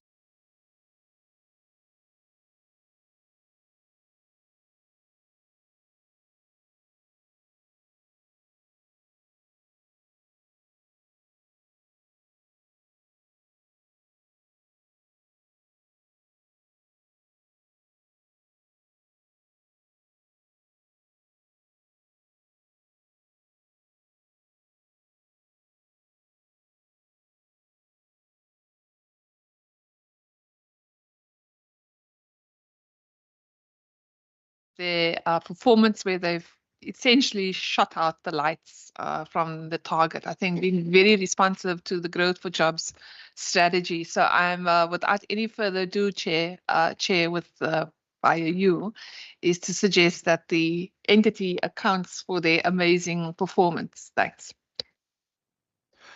Over Thank to you very you, much. Chair. Thank you very much, Chair, and HOD. Thank you very much for that warm opening comments there. Chairperson, honourable members, Minister Dr. Ivan Meyer, thank you for the opportunity to address you here today. As Chairperson of the Wescro Board, I'm honoured to present our annual report and engage you on the agency's performance and its continued efforts to contribute to the provincial economy. In the environment of global uncertainty and heightened geopolitical tension, Wescro is operating in increasingly challenging times and continues to adapt and respond. The firm commitment from key players, including President Ramaphosa and big business, to ensure that newly formed government of national unity works is encouraging. From a provincial perspective, the Western Cape remains of interest to a number of global companies in the renewable energy, software and IT, and tech sectors in particular.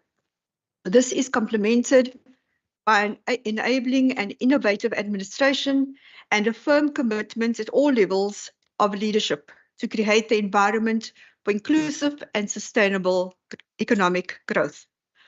As the Western Cape's official trade and investment promotion agency, Wescro is committed to driving inclusive and sustainable economic growth to create jobs and to promote Cape Town and the Western Cape to be a globally competitive regional economy.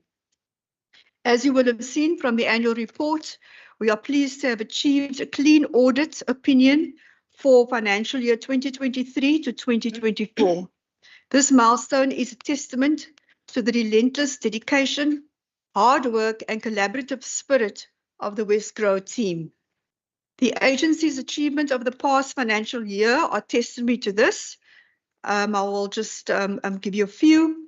Record high 7.75 billion of new investments facilitated, 6.8 billion rand of export declarations reached, 30 new conference bids secured with a projected direct impact of 1.03 billion rand, 8 global awards for exceptional media work, 5 new direct routes to Cape Town and 4 new airlines facilitated through Cape Town Air Access, 68 cruise ship calls between November 23rd and May 24, 110,000 two-way passengers, 42,000 crew facilitated through Cruise Cape Town, economic impact estimated to be 1.3 billion rand for the Western Cape.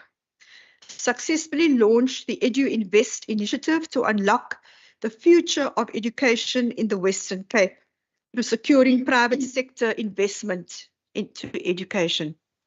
As we look ahead, the agency is firmly committed to the Western Cape's Growth for Jobs strategy, the overarching objective of which is to facilitate and enable a 1 trillion rand provincial economy by 2035. I would like to acknowledge the dedication and service of the board, as well as the full Wescro team under the capable leadership here of our Chief Executive, Ronel Stander, for all that has been achieved over the past year.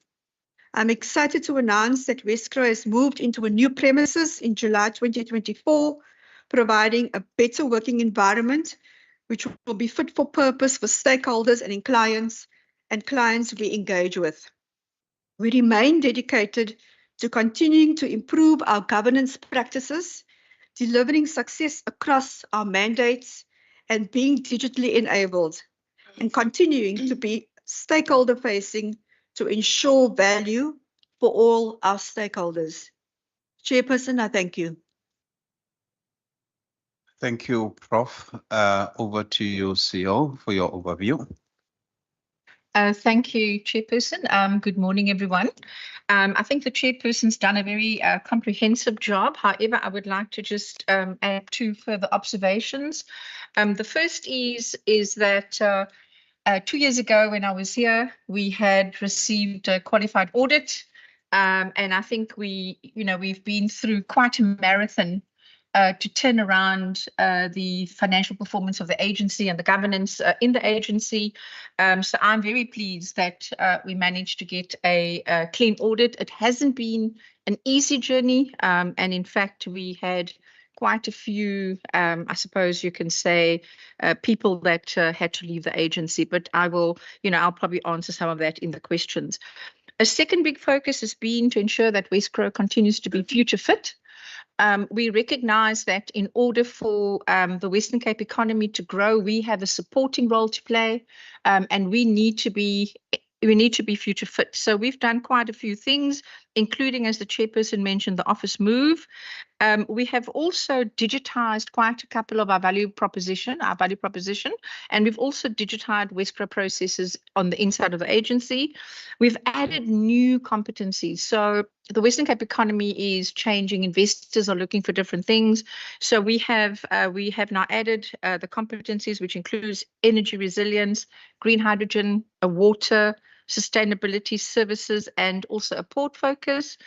And we've also built our internal capacity, including advocacy and advisory, monitoring and evaluation, and also a data science capability as we gear up to continue our digitization process. So we're wanting to be a digital agency that enables our staff, that places clients at the center of what we do, and that empowers the stakeholders. So that is just kind of the context within which we have worked over the last period. So I'd like to leave it there, Chairperson. Thank you, HOD, CEO, and Chairperson. Honorable members, the annual report has been presented to us. Before I take questions from honorable members, I just want to say that HOD, the pictures here are looking very good. They're looking very nice. But what I'm missing here are the members of the past provincial parliament that are not here. So which means you don't invite members to conduct oversight on the work that you do. So I'm looking forward to you inviting us to come to some of this event. Over to honorable members in terms of questions, if they've got questions. If they are happy with the report, then we pass to part B of the report. I don't see a hand online. Honorable Bryant. Thanks, Chair. I'm just wondering if you're wanting to go on an oversight visit on the cruise ships. Is that the intention, or I would as well. But no, Chair, I just wanted to say the success of Wesgro is phenomenal, and thank you to both of you. It's good to see you as well again. I think we can move on to part B, but I think it's just important again to emphasize entities that work together with our governments effectively, and we can have the alternative, which often does more harm than good, as we see in some other spheres of government. But just a big thank you and well done on the initial results. Thanks. Thank you, honorable member Bryant. The members are happy with the report, so we move to part B, which is from page 39 to 87. I don't see any hand online. Is there a hand in the house? No, Chair. Chair, I just want you to bring me on board. We are dealing now with entities or the annual report. Honorable Member, we are dealing with entities' annual report. And at the opening, I did indicate that at 10 o'clock, we'll start with Wescro. And obviously, we have got an hour, 30 minutes to conclude this report. So we are done with part A and the overview. We are on part B of the report, Honorable Chair, Member. sorry, Chair. I just want to establish with you, Westcott, does it include Atlantis SEZ? Honorable Member, I know that you are obviously not a permanent member on this portfolio committee. So Yes. let me just maybe explain it again. So we have got the Department of Economic Development and Tourism, which we concluded their annual report earlier this morning. And then within the department, there are other 3 entities, which include Wescro, which is a separate entity with its own board and its own management team. And then we have got Atlantis. The name is a little bit long, but we've got Atlantis as well as got its own CEO and its own board. And then we've got also Saldana. The name is a little bit long. Also have got its own board. So we are dealing now with Wescro. And we have concluded part A and overview. We are now in part B of Wescro. Thank you, Hlan. Thank you very much. Pleasure. Any hands for part B of the report? Honorable Bryant. Thanks, Chair. I think it's just important to note the recovery that's been experienced with regards to tourism, in particular international tourism. And, you know, obviously, whilst we are welcoming international tourists, there obviously are challenges as well in terms of ensuring that we're able to keep up with the pace of visitors to the city. What are some of the steps that the Wescro is looking at in terms of ensuring that we're able to keep pace with the increased numbers of people visiting both the city but also the province in general? Thank you, Honorable Bryant. But before I hand over, I just want to, on the presentation by Prof. Zin, with regards to the operating environment and obviously a number of companies that are obviously contributing to the work of the Wescro. You did indicate that there's interest to a number of global companies, especially when it comes to investments and so forth. If you might assist us in terms of which countries have really been a more contributor to direct investment in the Western Cape, and what are the efforts that are being done to ensure that other areas that, you know, your East and your North America and so forth, what work is being done to ensure that we attract those as well. Thank you very much. Thank you very much, Honourable Chair. I will turn to my colleagues here. I'll ask Renel to respond to Honourable Brian's question and to your observation. Thank you, Chair. Chair, thank you very much for those questions. The list of investors for the last, I'm going to start with your question first, Chair. The list to the investors that were attracted are on pages 53 to 54. And you will see that obviously there are 2 elements to investment promotion. The one is to attract new investment into the Western Cape from outside the Western Cape, but there's also been a very big focus to encourage Western Cape businesses to grow and expand. And you will see that the results for the last financial year is quite a blend of that. So pages 53 and 54.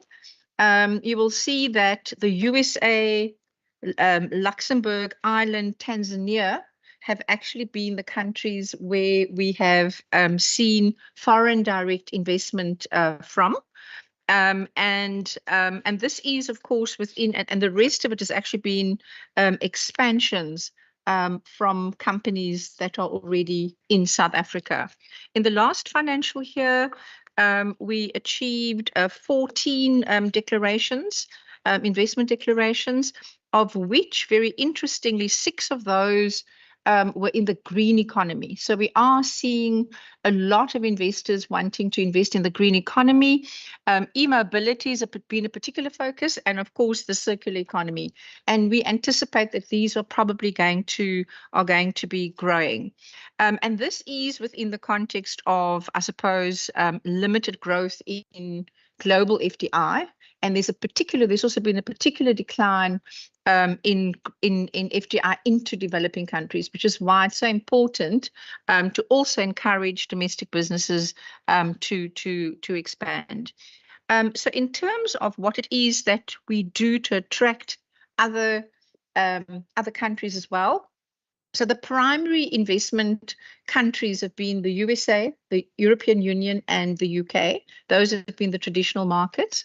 Over the last 18 months or so, we have but we have focused also on China, India, ASEAN, and of course an ongoing focus on Africa, and of course the Middle East. So there's been a lot of work to make sure that that we also focus on those markets. The reason for that is that is where the future growth is going to be coming from, and investment also from some of those regions, just in terms of the size of the investments, are always significantly more. But in terms of what Wesgro does, we do a lot of lead generation, and lead generation happens both inside the country and internationally. So last year we had an international summit in the UK where we hosted UK buyers, UK investors to a summit. And we will continue to do so. We also looked at, and I've already mentioned, the diversification of markets, of sectors, and a lot of work has been focused also on attracting these investment into the districts. We have got a slide presentation that we'll share a little bit later on, but a lot of work has gone into building the pipeline, the investment pipeline in the districts, and we will share that a little bit later as well. Big focus on strategic partnerships. So we work with other big banks, with other big law firms to also access new markets. And of course, we have a lot of brand work in the form of building the investment brand, which is Invest in Cape Town and the Western Cape. Going forward, and the honourable members have, I think Honourable Member Stoffel has been asking about this, but there's a big focus going forward on linking investors to local suppliers. So I think that, traditionally we haven't focused in that area, and going forward, that's going to be a very big focus for Wesgro to try and link international investors to the local supply chain. And then, of course, we're also looking at somehow introducing innovation into the investment space, and lots of focus on business confidence. So we have and we do lots of interventions. So we do the business outlook, and we also do the where tomorrow we've got a big business outlook event on logistics, because logistics and the port and rail is a big concern. So we will talk about it. We had just 2 months ago, we had a business outlook on water, because water, of course, is also a national concern, and in the Western Cape, there's a lot more focus on it, but obviously we have to keep that, maintain that focus. We also do what we call CEO roundtables, and these are sectoral roundtables, and where we host CEOs at the Premier's residence, together with the Mayor, together with our Minister. And the idea there is to talk about how we can support some of the different businesses in the ecosystem. So there's a lot of work that goes into trying to attract investment into the Western Cape, and also within the Western Cape. We have a pipeline. We have 3 pipelines, pipeline A, B, and C. The pipeline A is obviously the stuff that we hope will happen in the in the financial year at hand. Pipeline B is 2 years out, and pipeline C is almost 4 years plus out. So we're not only looking at the current, we're also looking at different time horizons. With respect to the question on recovery, international tourism, so what we are seeing with respect to international tourism has increased by about 123% in the Western Cape.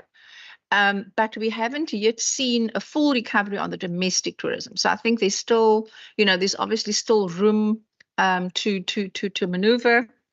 But there is a big focus on also having the districts benefit from the, so while the city may be full, the districts still have capacity. And so I think we are still very active in terms of trying to attract tourists into the Western Cape. So we're not slowing that down at the moment. We are very pleased, obviously, with the recent changes in the what's the word? The tourism. What's it called? Tour operator visa. We're very excited about that, and that, of course, is will enable the Chinese market and the Indian market. That's going to be very, very exciting because again, there's an unpent demand in those areas. So we satisfied that there's still growth. There's still growth opportunities.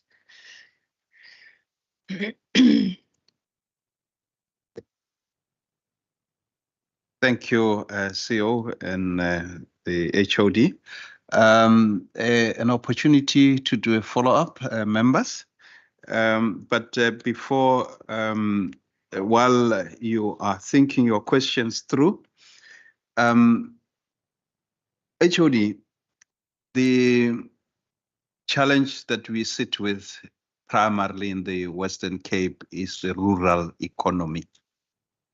And rural economy and rural municipalities are often faced with lots of challenges that even the fiscus or the collections that are being done at the municipality level are not sufficient to ensure that they are able to sustain themselves. Some of them are really sitting in a very dire situation.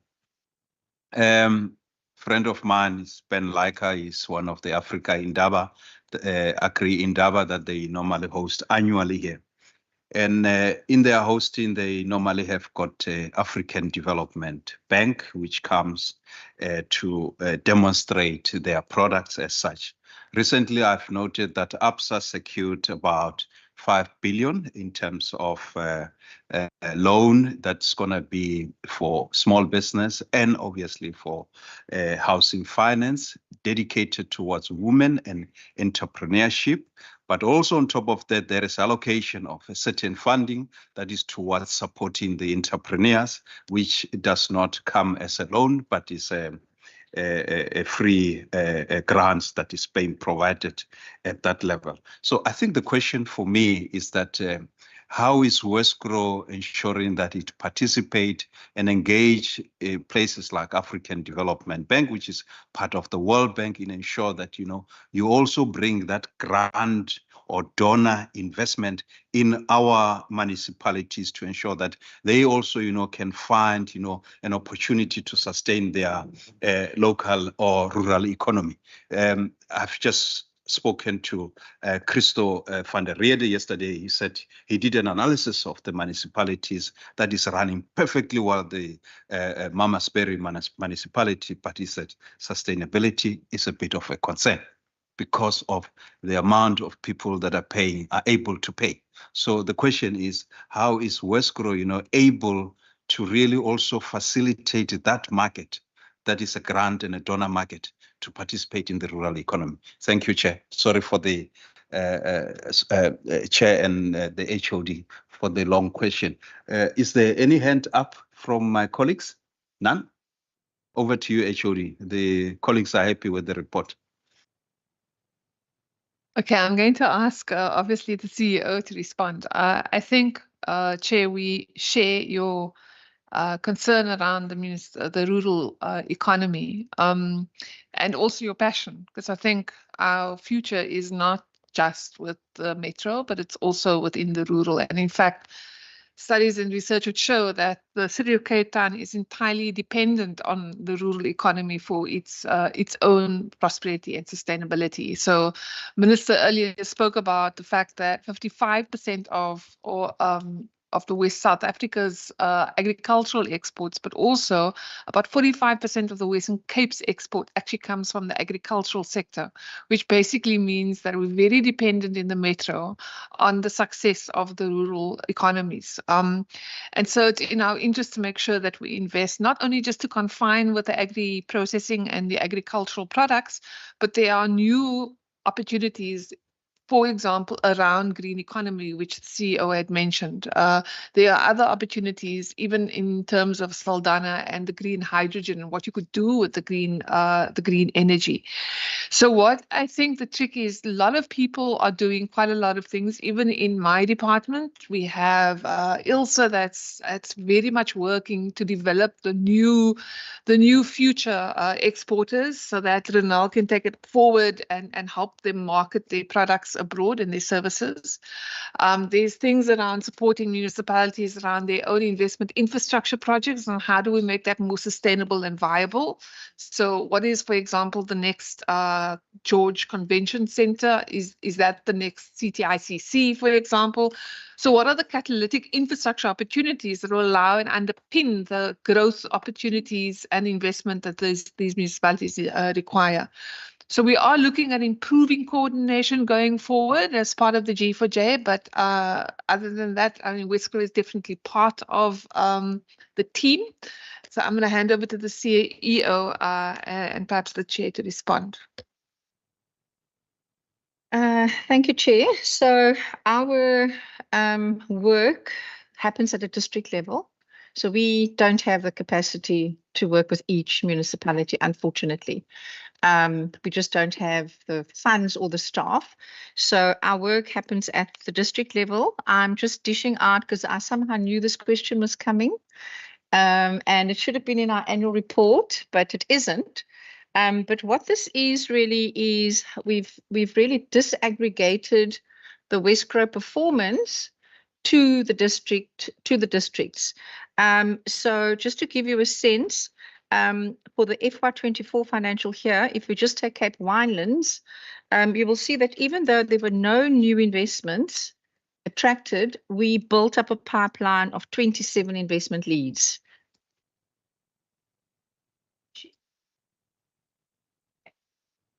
We built up a pipeline of 27 investment leads. And just so that you appreciate, in this financial year that we're in now, Stellenbosch Bridge has materialized. So in fact, we will... My apologies, CEO. Is there a way we can get it online to Shireen so that you can share with our colleagues online? Deej, can you send it? Yes, let's do that. Okay, Yeah. Thank you. Yeah, thank you, Chair. We will certainly do that. What you will also see is that our export declarations from the winelands, and this is just the top 10, will give you a sense of, these are the declarations just for the winelands. If you look at the conference bids, 2 of the conference bids were in the winelands in the last financial year, and increasingly we're trying to get some of these. Obviously, conference bids are a little bit more complicated because it requires the destination to have connectivity. It requires the destination to have enough capacity for rooms and also conference organizing capacity. We hosted 7 tourism events there. Which obviously we were co-sponsors to. We helped with export advancement. 44 winelands companies received export training and or mentoring, and 175 winelands companies participated in the Wesco export missions and trade festivals. So this just gives you a sense. So this is our data disaggregated. In the Karoo, if you look over the sheet, so all of the districts you will see are listed. And we will in future add this into our annual report. One of the things that we've also done is we've looked at So our investment teams, our trade teams are constantly out in the district trying to work with the businesses there. And we're hoping that as time progresses, we will see, greater performance in the districts.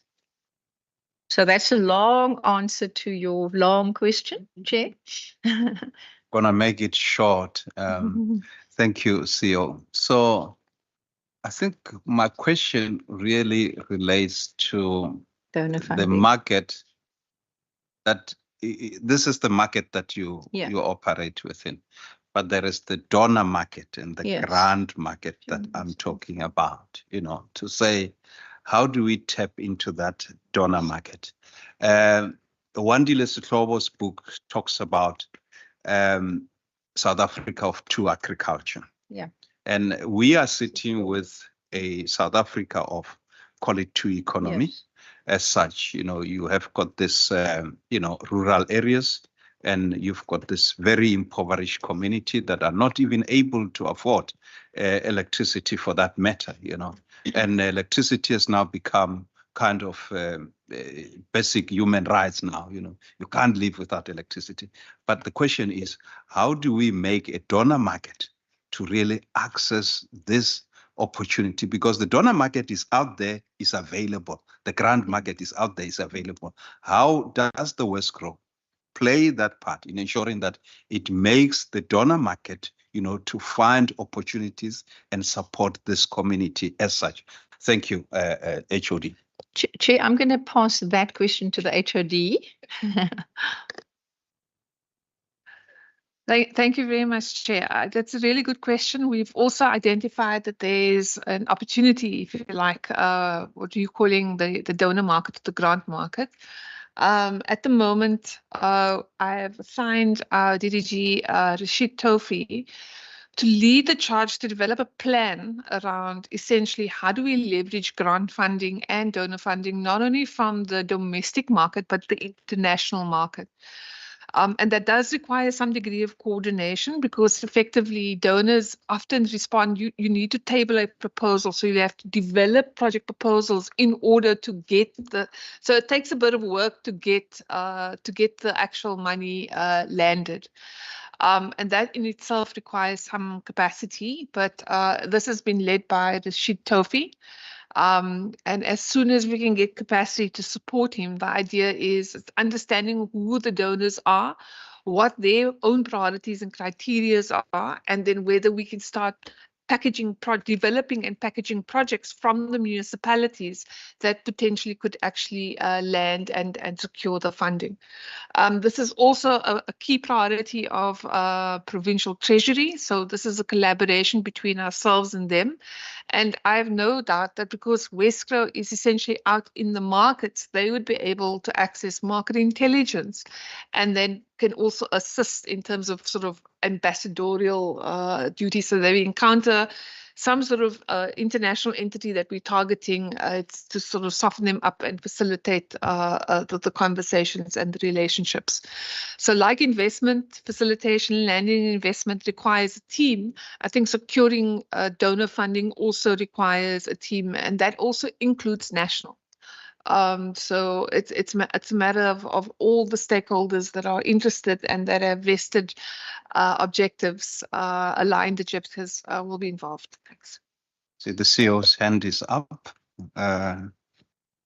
Yes, my team just triggered my memory. So in fact, one of the investments on page 54 of the pack, which is Karoo Pack. And Karoo Pack was in fact, we leveraged funding from USAID, Africa Trade and Investment Program. And so perhaps it's something that we will just make sure we put into our strategy as we go forward. So thank you for triggering that question. Thank you. Thank you very much. Honorable members, we accept the annual report as presented, part B. So we move to the part D. Or is the CEO wanting to contribute more to my question? No. Okay. So is there any hand? No hand? No hands. Going once, going twice. Part B is accepted by the members. So we go to Part C of the report. Sorry, Part D of the report. Honorable Brinkhuis? Nothing from your side? Honorable Stoffel? Covered, Chair. Nothing from your side. Honorable Bryant? Honorable members seem to have been intimidated by the HOD in saying that, Westcro has done wonderful, So members don't want to really engage the report. They feel that, everything that was needed to be done is done. And really, I must say from my side, really, thank you very much. The only thing that you did not do is that you never invited members to your events. So next time when you have got events, please remember the members, they want to conduct proper oversight so that when they are here, they're able to ask you difficult questions. Thank you very much, really, Prof. Thank you very much. We've got myself and Prof, we're coming a long way with some institutional memories of working together in the commercial bank and so forth and so forth. The rest is history, but thank you very much for availing yourself and serving the Western Cape through Westcro. And really thank you, HOD, for supporting this very important institution. So we are done now, honorable members, with Westcro. Now we are going to move to Saldanha Bay Industrial Development Zone. We are a bit ahead of schedule, so I will allow, if Westcro want to be excused, to really be excused, and really thank you very much. And then obviously Saldanha Bay Industrial Development Zone will come forward and then take their hot seat. Chair, do you want to give some concluding remarks? Thank you very much, Chair. Just a huge thank you to you and the team here this morning. It's a joy to work with all of the stakeholders here, and we're looking forward to another series of great achievements in terms of the ambitious targets that we have set ourselves. And you can be very sure that we will be doing our very best to continue to collaborate as best we can, improve what we are currently doing. And we look forward, Chair, to inviting you and all members to our upcoming events. And we apologize for not having done that sooner. Thank you very much. Chair, we are doing an event tomorrow. It's called a Business Outlook, and the focus is logistics. And it will be held at the Westcro offices at Media 24, and it starts at 9 o'clock. So if you're available, please do join us for that. We really do appreciate it. And Chair, just one last thing, we will be staying, we'll move a bit to the back. We would like to listen to the Saldanha presentation. So thank you very much to all today. Thanks. It's our pleasure. CEO, do you want to give closing remarks? Chair, no, it's just been a hard journey, and I'm very happy that we've come through on the other side. And I just want to take the opportunity to thank the Westcro team, because it hasn't been tough. I think the culture change has been hard. And I also want to thank DDAT for their support. We got really fantastic support from the CFO and her team to help with the turnaround, and also Provincial Treasury. So we've really had a lot of support from the province. And for this, we are deeply grateful. And I look forward to taking the agency to even greater heights. Thank you very much, with your support. Thank you. It's our pleasure. And I must say that you have survived Honorable Stoffel's tough, difficult questions, because she's not a permanent member of this committee, so she did not prepare well. She's standing in for Honorable Nkontlo, so you survived this time. So next time, thank you very much. Okay, can we start at 1:45 with the next report once Saldanha Bay is settled? Got 3 minutes to just sort yourself out. Thank you.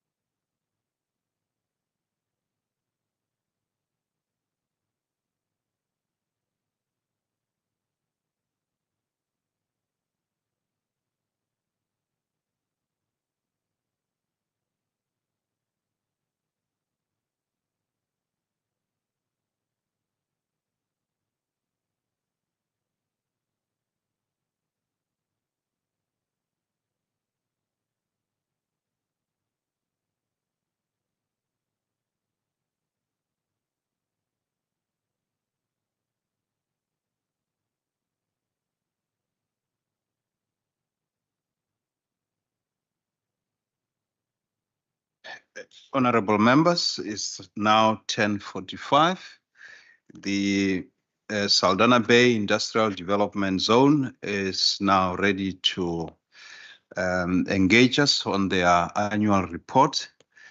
So without further ado, I am going to hand over to the HOD and the acting CEO and the chairperson to give us an overview. And we will do exactly the same way that we have done with the other reports, in the sense that what we'll do is that they will provide an overview. And once we are done, then we'll go directly to part A, an overview in terms of questions. When I introduced myself to the acting CEO, Mr. Mikey, I said, no, we've got a Mikey now in the house, so we should be fine. So over to you, HOD. Thank you very much, Chair. Honourable members, I'm pleased to that report's annual report has been tabled. They have, since the start of the entity, have had a clean audit. And so I'm very pleased that they are continuing with their good sustainability and their governance arrangements.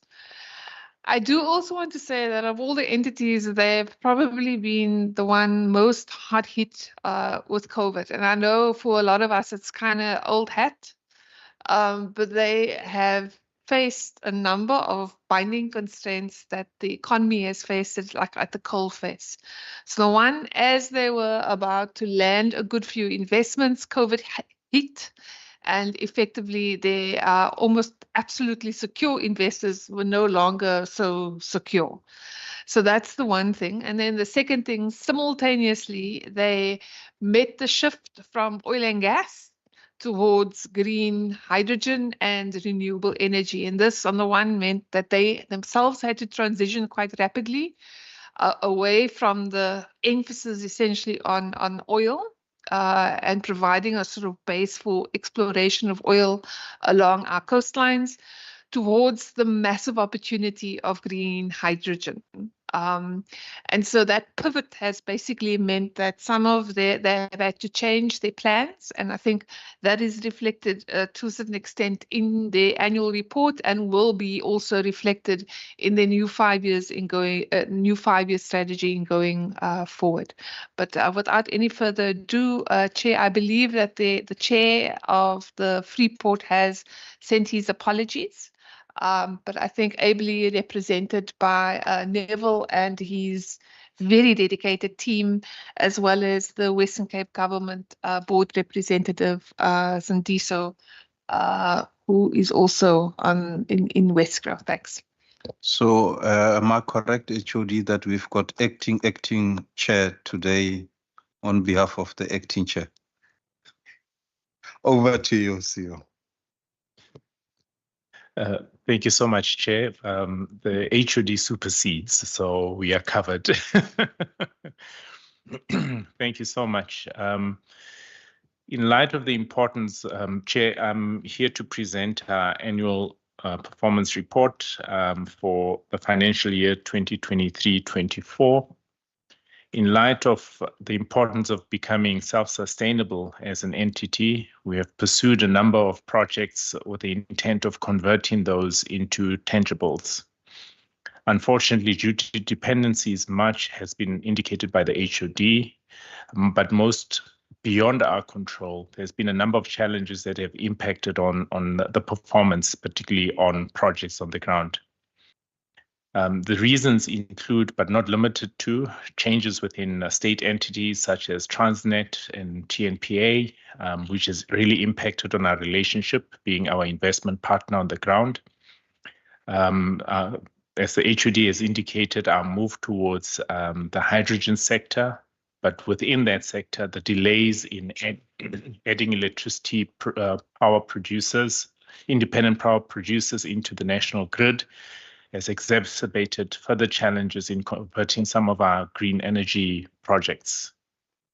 In response to the current challenges, A thorough review of our Freeport Saldanha Bay IDZ operations has become very necessary for the management, as well as the team.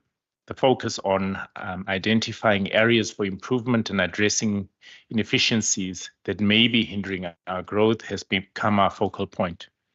This review is a critical step in turning the business around, as generating sufficient income is essential for long-term sustainability for Freeport Saldanha IDZ.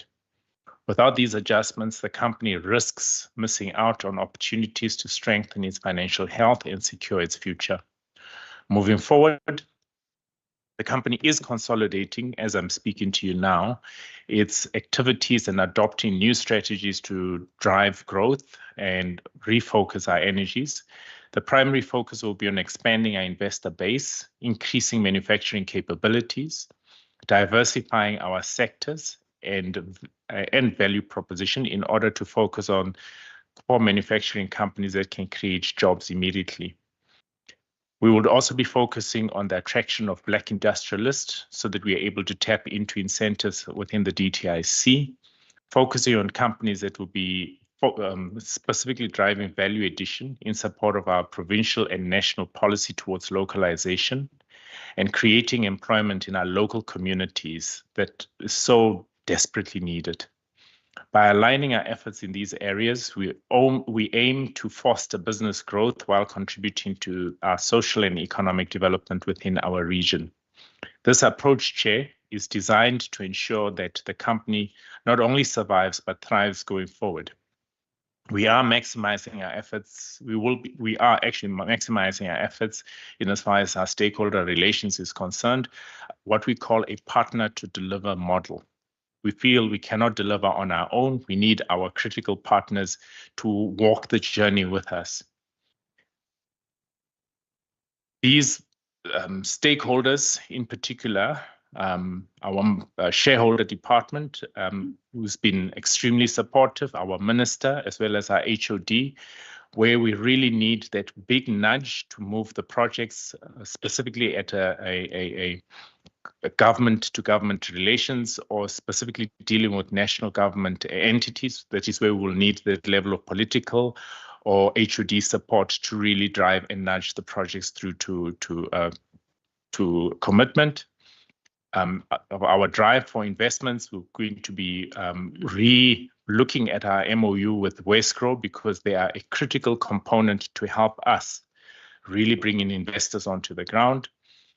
Both our local and district municipalities, and a concerted effort also will be made in as far as the inclusion of the local business community, who are so desperate for opportunities, not only opportunities within the zone, but also opportunities from investors that will be going into the zone and the broader community.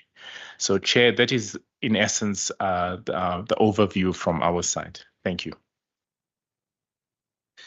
Honorable members, Part A, an overview of the report has been presented. Is it accepted? Oh, Honorable Bryant has got a question. Very quick. Quickly, if that's okay, Chair. Thank you very much for the report and the overview. One of the things that you mentioned was challenges in terms of finding investment. Now, I know that there was a move to try and source international investors for a rig repair station in the area, and that was a challenge, I think, with Transnet being involved. How far along is that process, and is it something that is being raised with the new minister in cabinet, and potentially something that could be worked on by the GNU as well? Thanks. Honorable Brinkhuis, are there members online? I've got Yes, Honorable Stoffel, over to you. Thank you, Chair. Am I audible? You are audible, Honorable. Thank you very much, Chairperson. Chairperson, let me appreciate the presentation and the overview. It's quite interesting, and thanks for the good work they are doing there. But Chairperson, what cannot be mentioned in this sitting is that the issue of the chairperson of this board is quite a worrying factor for me. I just want to check with them when is this position going to be filled? And even now that the position is not been filled or the vacancy is not been filled, although there's an acting chairperson, we acknowledge the acting chairperson, but I think it's just proper to have a chairperson within in the position. Is that what impact does it have on the operations of this entity? Thank you, Chair. Thank you, Honorable Stoffel. The question really from my side, I've got a couple of them based on the overview. I'm not going to really be referring to the pages, but the question around the green hydrogen energy. The issue that we have had, as a concern from Eskom when there were really a number of problems was the grid capacity. I think the question really for me is what is the grid capacity in terms of dealing with the green energy? The other points that you have made was relating to diversifying the sector and obviously looking at value addition and local community and so forth.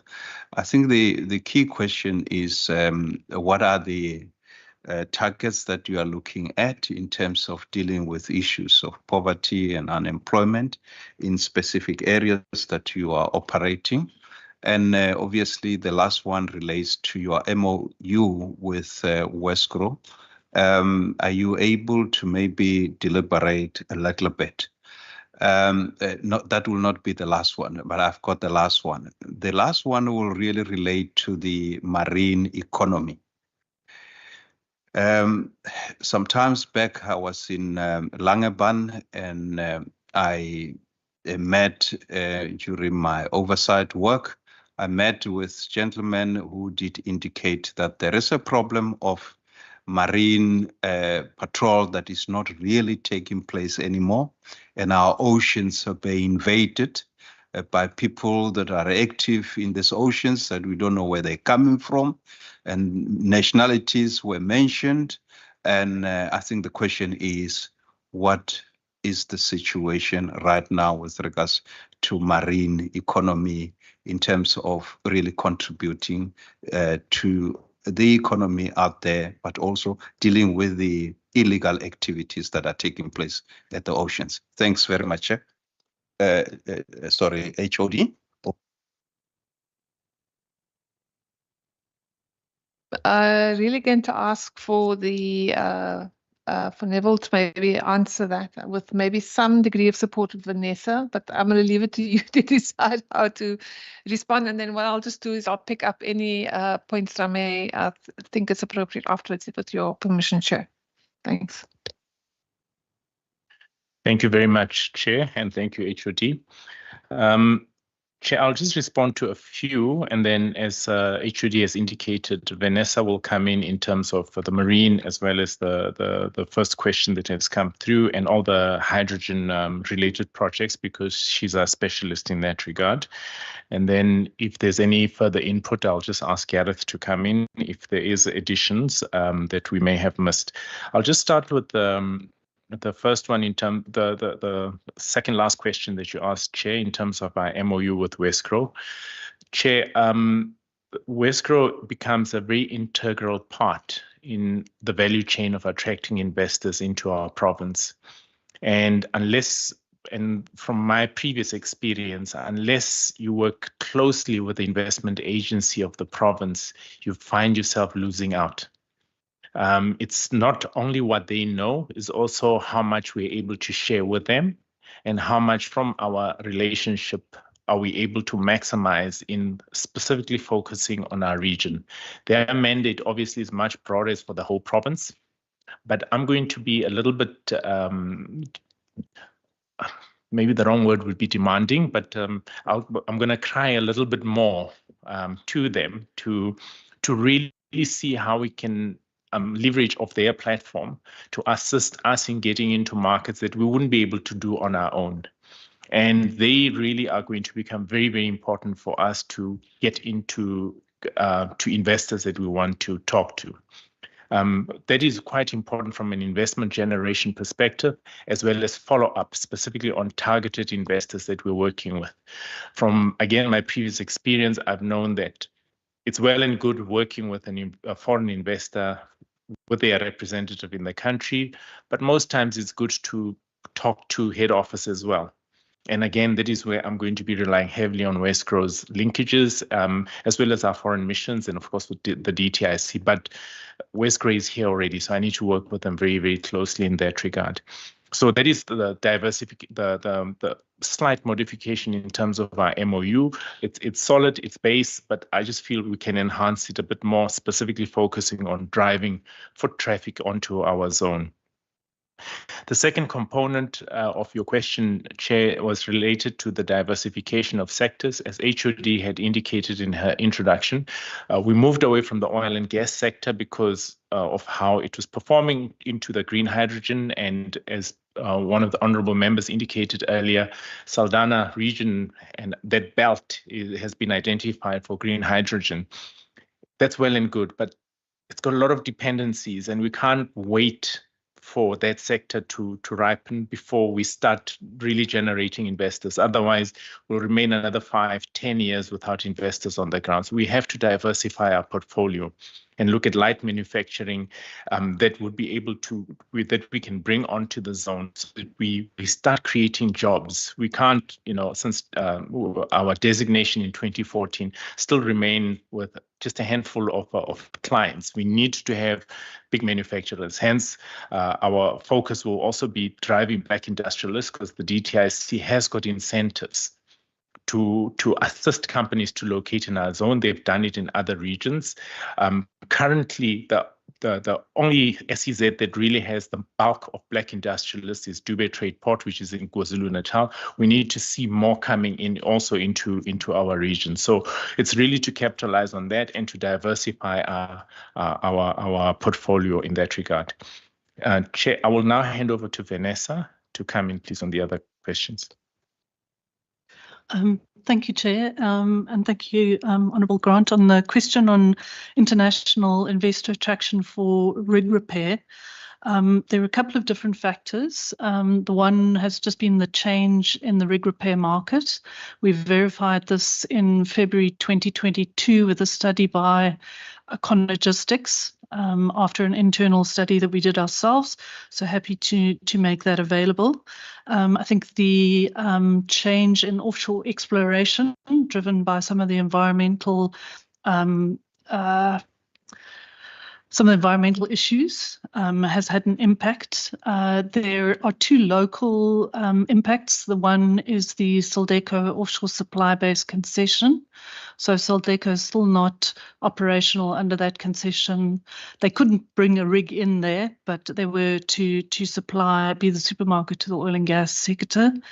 And then thirdly is TNPA's capital plans for Berth 205. I do believe that is still under consideration, and that would also require market study verification post our 2022 study. And perhaps also just to mention that TNPA have a draft ship repair strategy that has identified Saldanha as a ship repair hub, not necessarily rig repair, because one needs a depth of Berth 205. Thank you. Thank you, Chair. And then just to take the question on green hydrogen and Eskom's grid capacity, absolutely, this is a constraint. We have developed a terms of reference for a master plan, and the first phase of that master plan is to look at grid capacity and specifically to look at the common user grid requirements from our green hydrogen developers. Also to point out that our developers do not necessarily want to be part of the Eskom grid because it is a black grid from coal, and they may themselves want to actually construct their own clean grid that is not that is purely renewables. We have regular engagements with the Western Cape Energy team, and very recently the National Transmission Company South Africa, which up until now has not taken into consideration the green hydrogen projects, or perhaps I should say the renewable component of their projects, which is what comes first and what needs the grid before one actually gets to production, that is also becoming a consideration for them.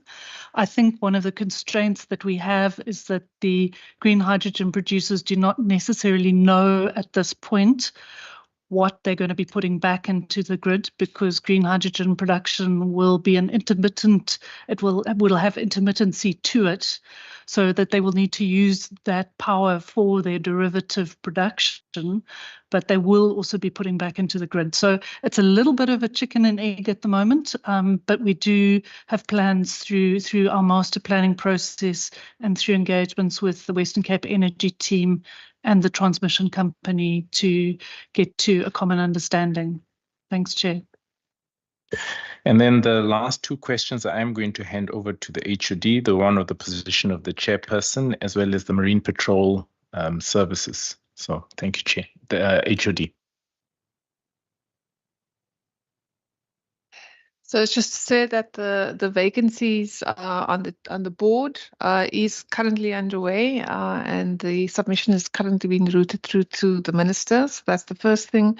And I understand the issue of the CEO post is also in the process of its final stages. So I think, though, having said that, I'd like to commend the team.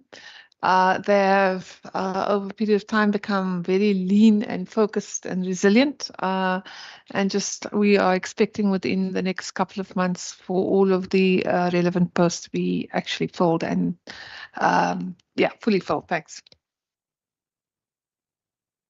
Thank you, HOD. Honorable members, those were the answers from the Saldanha Bay Industrial Development Zone. I've got a follow-up question to make. We have the President signed the climate change bill. I think it's, it sounds like you've got an opportunity to be the first region, maybe, to really be less on carbon. If you are really working well with all those dependencies that you talked about. Is there a plan regarding, the plans and the targets that relates to what the bill actually require from municipalities and so forth? What do you see achieving out of the green or alternative energy in terms of really meeting the climate change bill that is that has been signed into law? Thanks. That's really just my follow-up on that one. I don't know if I'm clear, but. Thank you, Chair. I think I will ask Vanessa also to come in and assist us as a sector specialist in this regard. But safe to say that, Chair, our intention really and is to ensure that the clean energies become our core from an investor attractor perspective, as well as the value chain. That becomes critical for us, because then people will know where Saldanha is and the West Coast, what it's able to actually give back not only to South Africa, but also to the neighboring countries. But I'll just ask Vanessa to come in on dealing with the technicalities. Thank you. Thank you, Chair. I will just say up front, we don't have a plan directly relating to the climate change bill, but we note it as something that we need to do going forward. But however, being a green hydrogen production hub and the first for the Western Cape, we are starting to look at those carbon targets. in terms of supporting our investors with their production. We are also part of a Green Shipping Corridor Consortium that is run by the Global Maritime Forum as a secretariat, and Anglo American is part of that consortium, including a local shipping company. So both the mining sector and the shipping sectors are taking into consideration the IMO targets for reducing shipping emissions, which, as you know, are substantial contributors to global warming. Also regionally supporting the ArcelorMittal Green DRI, direct reduced iron initiatives, for which they've completed the pre-feasibility. We see that regionally as an anchor project that also could start contributing to climate carbon reductions.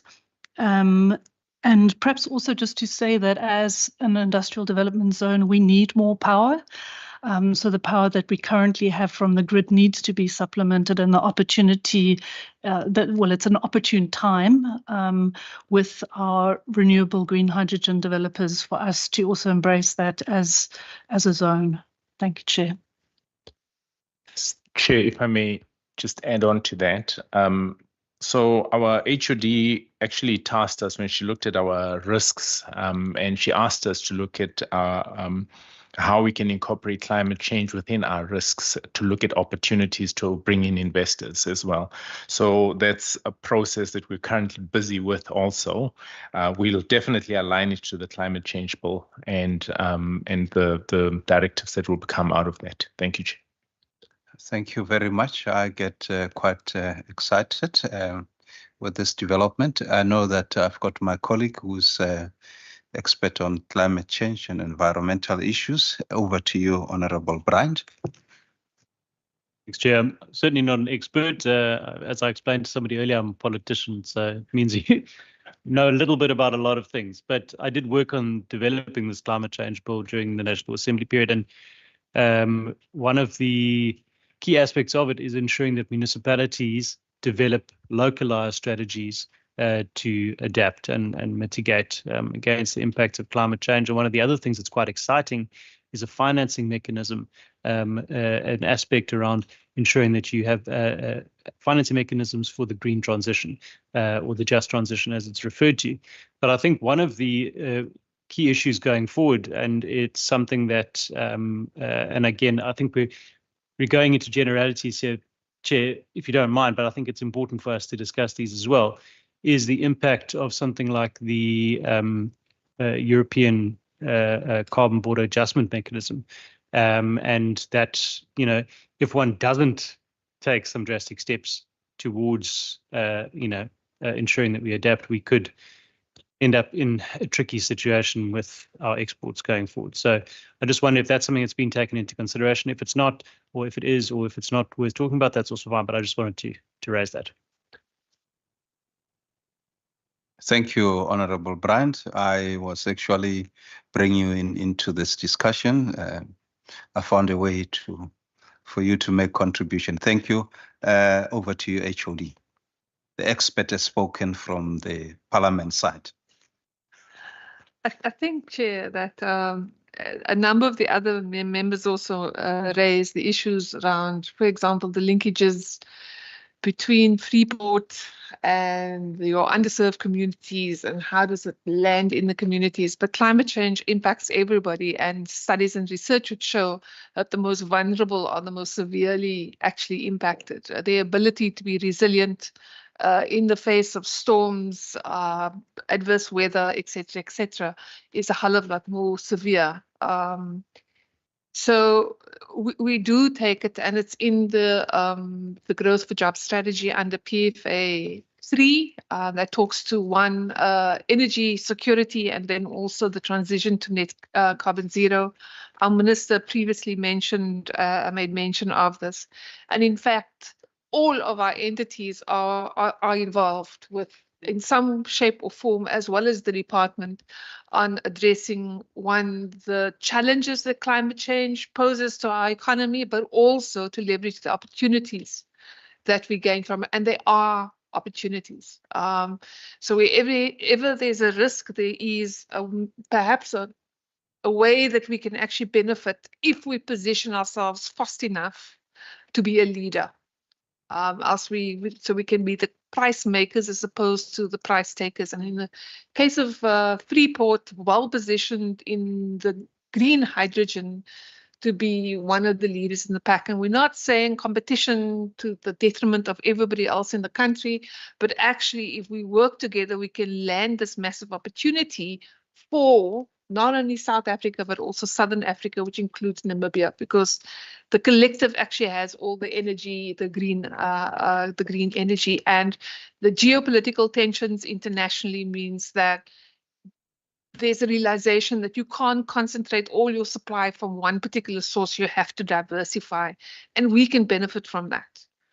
So instead of concentrating, getting a supply from a single source or single country, there is now a recognition that you have to diversify. And I think South Africa has positioned itself really well over the last couple of decades to say, actually, we can serve a whole whack of markets, and we have so much talent, we have so much resources that people can take advantage of. So coming back to the question about the climate change bill and the local municipalities. So something that Ilse van Schalkwyk as well as Rashid been really passionate about is really around how do we address the CBAM, because that's going to impact on our exports quite severely, particularly agricultural products. And I think that's why the opportunities around green hydrogen, and if you do a common user green grid as opposed to a black grid, then you can then start securing and showing that your molecules are clean and therefore you are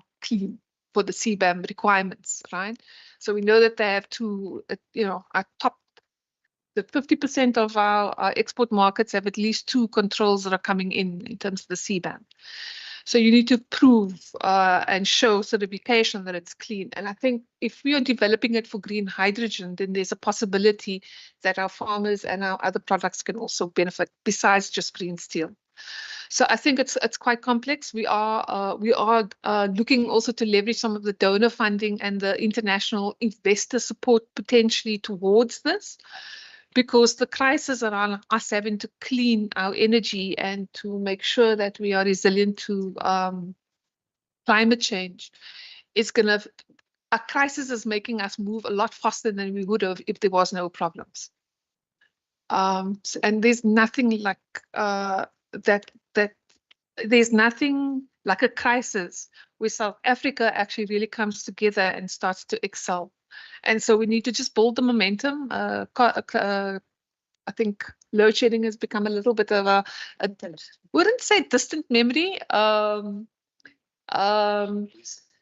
but we need to build on the momentum before we lose focus and start concentrating on other things. And so in the 5-year going forward, you'll see climate change coming very much to the fore.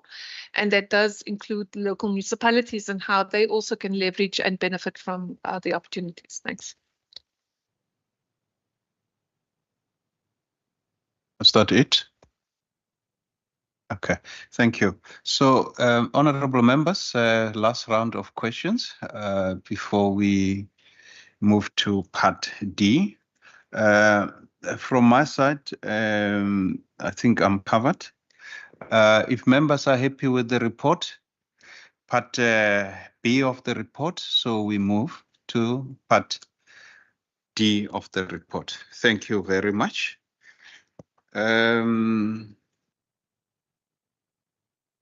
Honorable members, any show of hands in terms of questions of clarity on part D?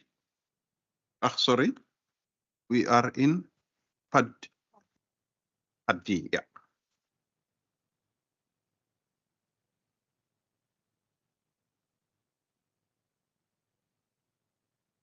Going once, going twice. Members are quite happy with Saldanha Port.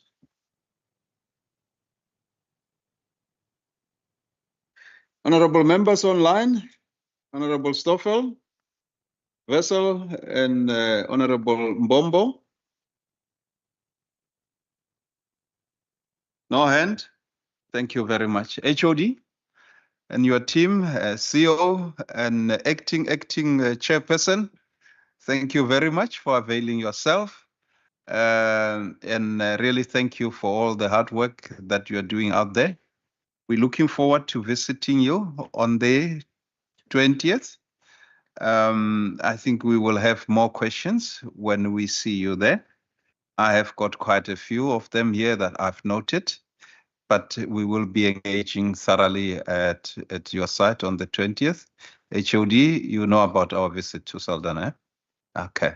Thank you really very much, and all the best, and travel safely. If you really want to stay around, you're welcome to stay and listen to your colleagues or cheer them up a bit, you know. We are now 20 past, so we'll give the Atlantis, let me just get my names correct here. Atlantis Special Economic Zone an opportunity to join the hot seat of the HOD, and then we'll start with our meeting. 2 minutes or 3 minutes, is that enough?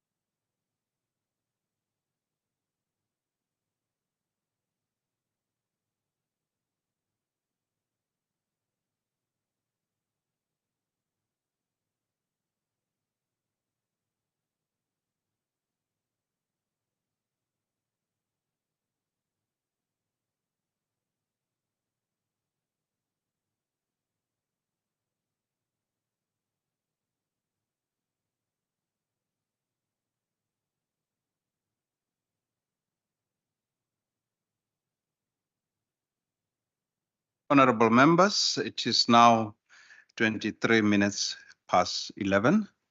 We are a bit ahead of schedule, which augur well for us to be able to conclude in time. Before us is Atlantic Special Economic Zone, who have presented us with their annual reports. So I am going to give over to the HOD and the CEO and the chairperson. If the chairperson is not here, the acting chairperson. If the acting chairperson is not here, the acting chairperson. And then we can then proceed. Over to you, HOD, and really thank you, CEO, for coming and coming to account and joining the hot seat. Welcome. HOD, over to you. Is the minister back online? No. Thank you very much, Chair and honourable members. I am the HOD, yes, responsible for the entity, but I was also previously the chair. And so I suppose within the context of that previous role that I occupied, I just want to say that the entity has been small, lean and mean since their start. They've been forced to because they essentially established during a fiscally constrained time of the province.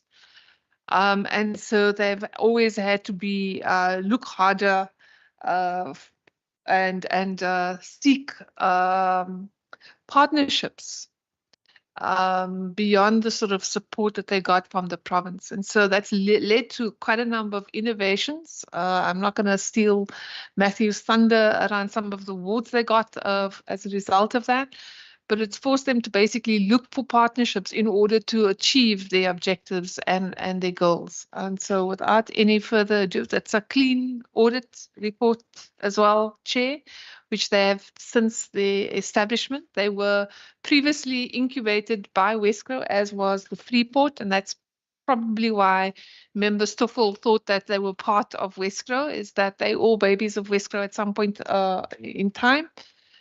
But they're really a fully fledged 3D at this particular point in time. They have been working really hard, one in terms of the partnership with the City of Cape Town. So as you know, they are jointly owned, well, partially owned by ourselves and the City of Cape Town.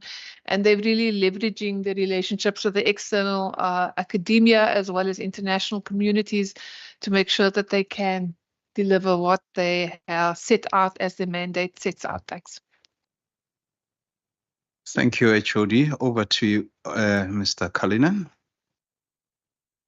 Thank you, Chair and honourable members. We are always excited and enjoy coming to account at the standing committee.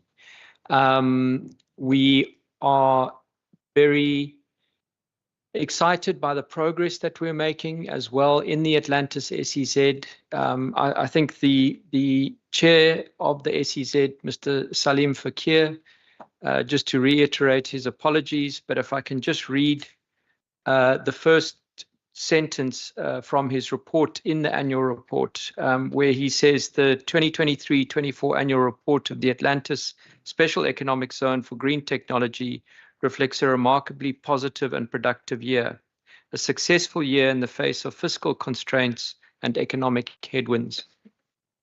Chair, one of the things that we were highlighting last year was the lack of the SEZ tax incentives, that these had not been promulgated for the Atlantis SEZ or indeed any of the SEZs. And the Standing Committee undertook to investigate the matter.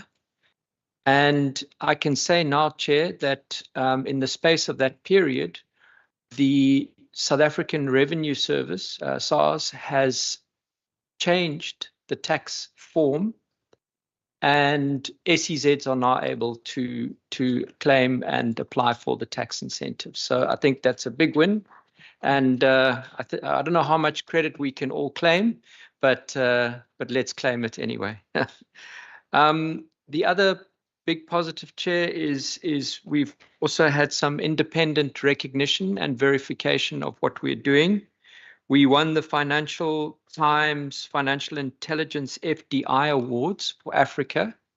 We were named the best industrial zone in Africa.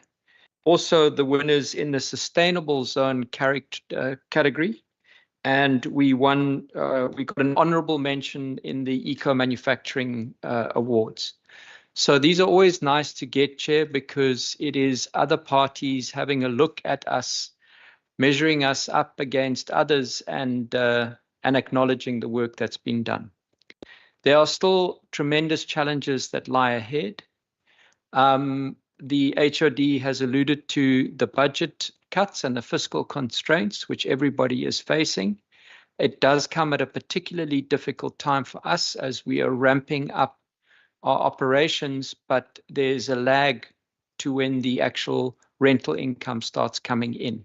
We've got to have the operations, the security, everything in place, but it's about a year behind that the rental income comes through. So we're in that delicate space right now, but I believe the CFO and the team have done an amazing job. And it's true to say that partnerships are our lifeblood, Chair. And I just want to acknowledge and thank Wesgro. We work incredibly well with Wesgro, and they give us an enormous amount of support. And also to Freeport Saldanha. They've been in this game a bit longer than us, and so we've been able to draw on their experience and expertise that they have as a team, and that's been enormously useful and positive. I think also, Chair, in terms of the challenges that we face and the progress that we've made, I just also want to acknowledge our very skilled and hardworking executive team and staff members. Really, I think the progress that we've made is phenomenal. And that's not to say that there aren't challenges or aren't a lot of things that we still need to deal with, but we have really faced every challenge and taken it on and worked to find a way around it. Our biggest challenge still remains funding for our civil infrastructure for Zone 2 and 3. We've tried various avenues there, and we will continue to try. Our latest opportunity is through the what's called the Budget Facility for Infrastructure at National Treasury, and we will apply to them. It is also concerning that the DTIC's SEZ fund has a limited amount in that pot, and they're not always able to fund applications from investors immediately. So one gets put in a queue, and that queue could take a year or more to get to a point where the funds are available to support your development or factory.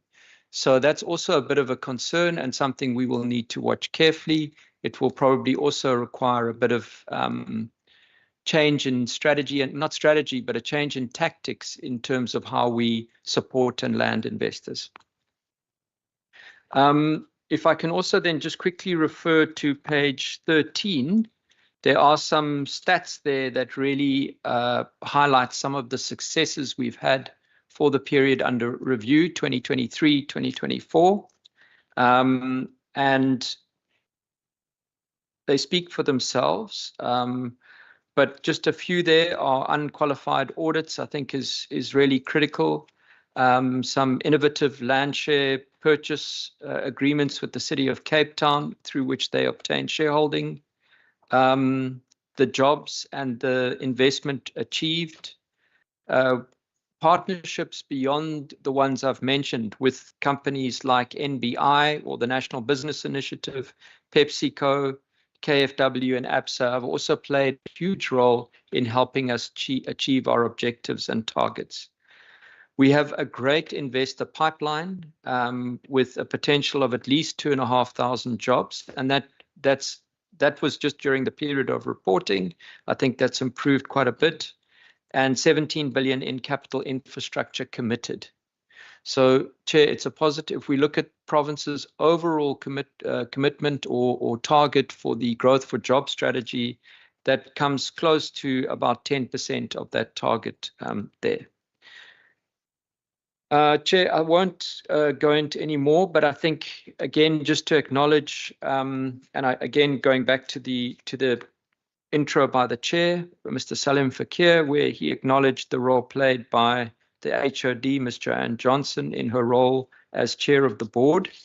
And we just also want to thank and acknowledge that role, Chair, today. Thank you.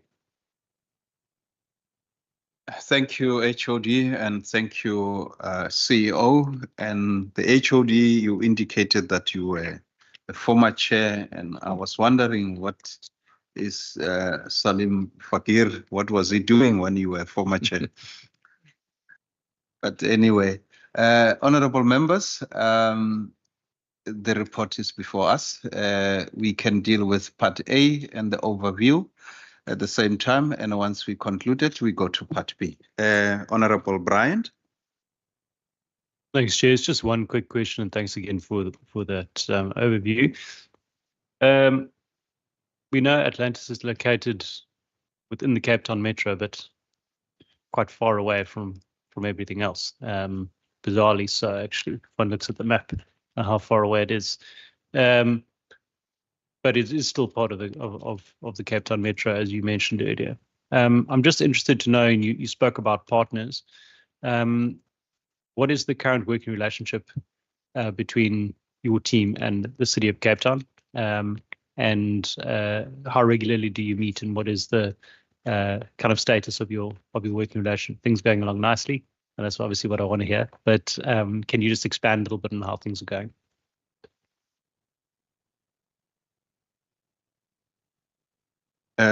Any hand online? No one. I've got a few questions, HOD. The first one relates to page 9. Page 9 is that the DTIC managed to give. Okay, so I think let me maybe go through the statement. The ability of DTIC's Z fund to support SEZ is also deeply concerning. And then further, you indicate that you have received 8.6 million over the 2023-2024. But when I go to, I know I might be jumping all over, but when I go to the financials, just to confirm, I note that on page 99, the total grant given was 54 million. Maybe just some clarity there in terms of the chairman's statement overview, and also regarding what the financial report is saying. But on page 9 also, I note the chair say, watch the space with regards to Zone 1 civil infrastructure. And I will just hold on there. But then when we go to page 14, then there is a report with regards to capacity constraints. It talks about funding is required for civil infrastructure for Zone 2 and Zone 3. So at the same time, the chair is saying Zone 1, watch the space. If some clarity can be given in terms of the need here for Zone 3 and Zone 2, are we done with Zone 1, or is there still some work that needs to be done in Zone 1? If you can really assist there in terms of some clarity. That's it from my side. Yeah, 13 and 14. Thank you. Over to you, HOD.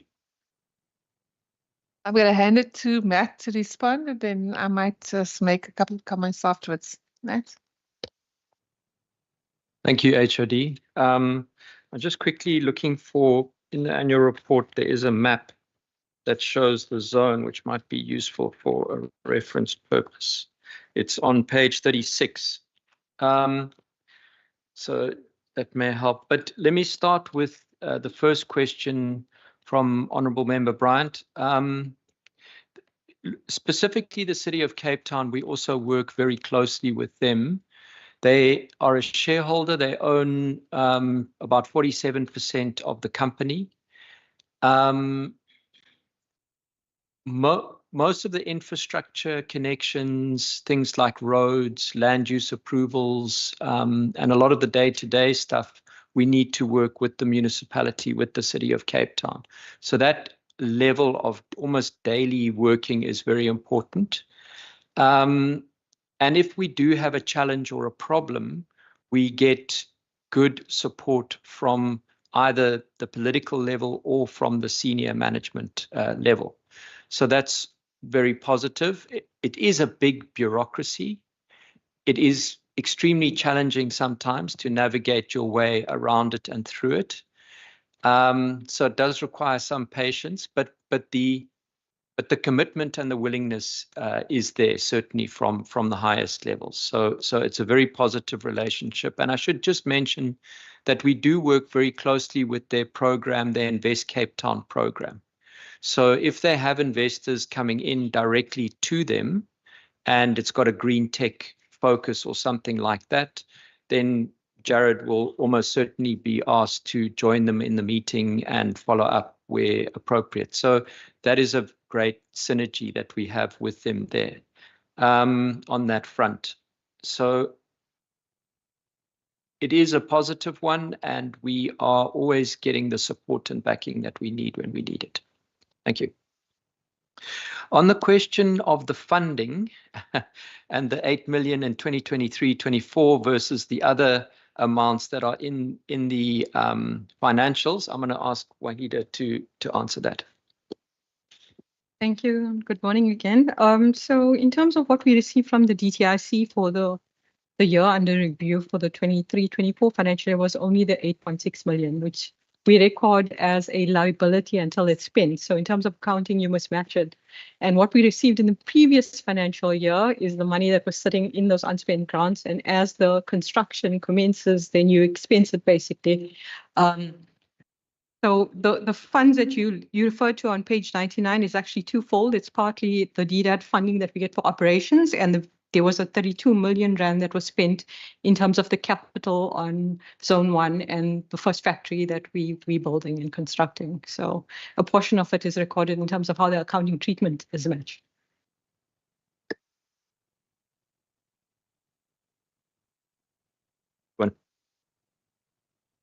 I was going to move on to the next question, if that's covered. Okay. So yes, Zone 1, we did receive the funding from the DTIC for the Zone 1 civils. And so we've been able to go ahead, and that is nearing completion. So when the standing committee comes to visit, Chair, I hope you will be very happy with the progress that's made. We'll be able to show you Zone 1, show you the infrastructure that's there. And we're now in a position to start building the first factory and more. Up to 11 factories can be built on Zone 1. So our big challenge now is that we don't have civil infrastructure funding for Zone 2 and 3. And that's our next big constraint, because we've got a very active pipeline. If everybody on our pipeline landed, we would have no more space. So we almost need Zone 2 and 3 with the infrastructure in place like yesterday. So the DTIC has moved, in a sense, its position. The SEZ fund has moved its position that it will only fund the factory buildings, or what we refer to as top structures. It will no longer fund any civil works for SEZs. That's a rule across the board, across all SEZs. So we're in that position where we now, having expected it in terms of the way the program used to run, that's no longer available, and we now need to find other sources. And this budget facility for infrastructure is something that the DTIC has discussed with National Treasury, and we're hoping that through the window that they've opened there, that we can submit an application for that funding. HOD? I think this is what I was referring to earlier, Chair, is that they've become quite nimble, in partly because of the fiscal squeeze. They had to be quite resourceful.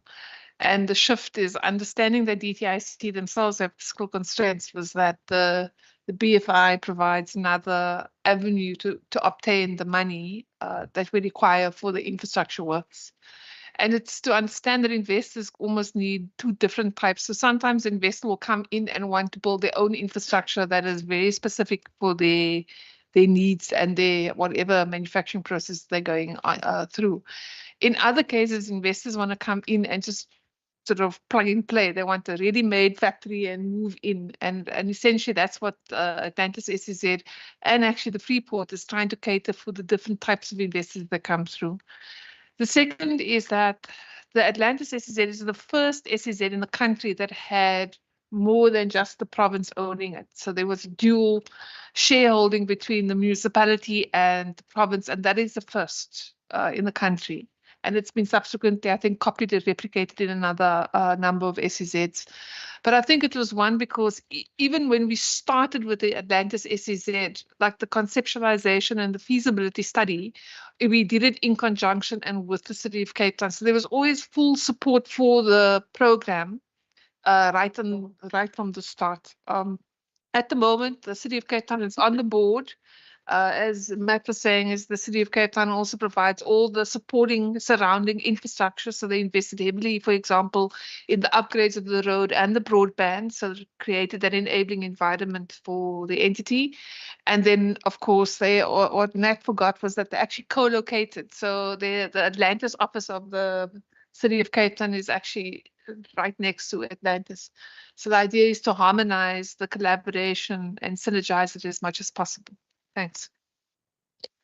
Thank you, HOD, and thank you, CO. I see Honorable Stoffel as a hand up. Honorable Stoffel, over to you. Thank you, Chairperson. Am I audible, Chair? You are audible. Thank you go very ahead. much. Thank you very much. Chair, mine is on page 8, the last paragraph. It's read as follows. New manufacturing opportunities are emerging for the private sector within the green economy. Exciting times lie ahead, and the Atlantis SEZ is well positioned to support private sector investment and growth in the core green technology sectors. Now, whilst it is encouraging, Chairperson, to hear about the potential for private sector investment in Atlantis SEZ and the broader green economy, could you elaborate on the specific strategies that will be implemented to ensure that local businesses and communities directly benefit from these opportunities? And also, what measures will you put in place to guarantee that a significant portion of the investment led to job creation and skills development for residents rather than simply prioritizing the interest of external investors? If I may, Chair, my second question is on page 9. Last sentence of paragraph 3. However, localization targets in the renewable energy independent power producer program were dropped, reflecting missed opportunities for South Africa to grow its green industrial base. Can you explain the rationale behind dropping the localization target in renewable energy independent power producer program?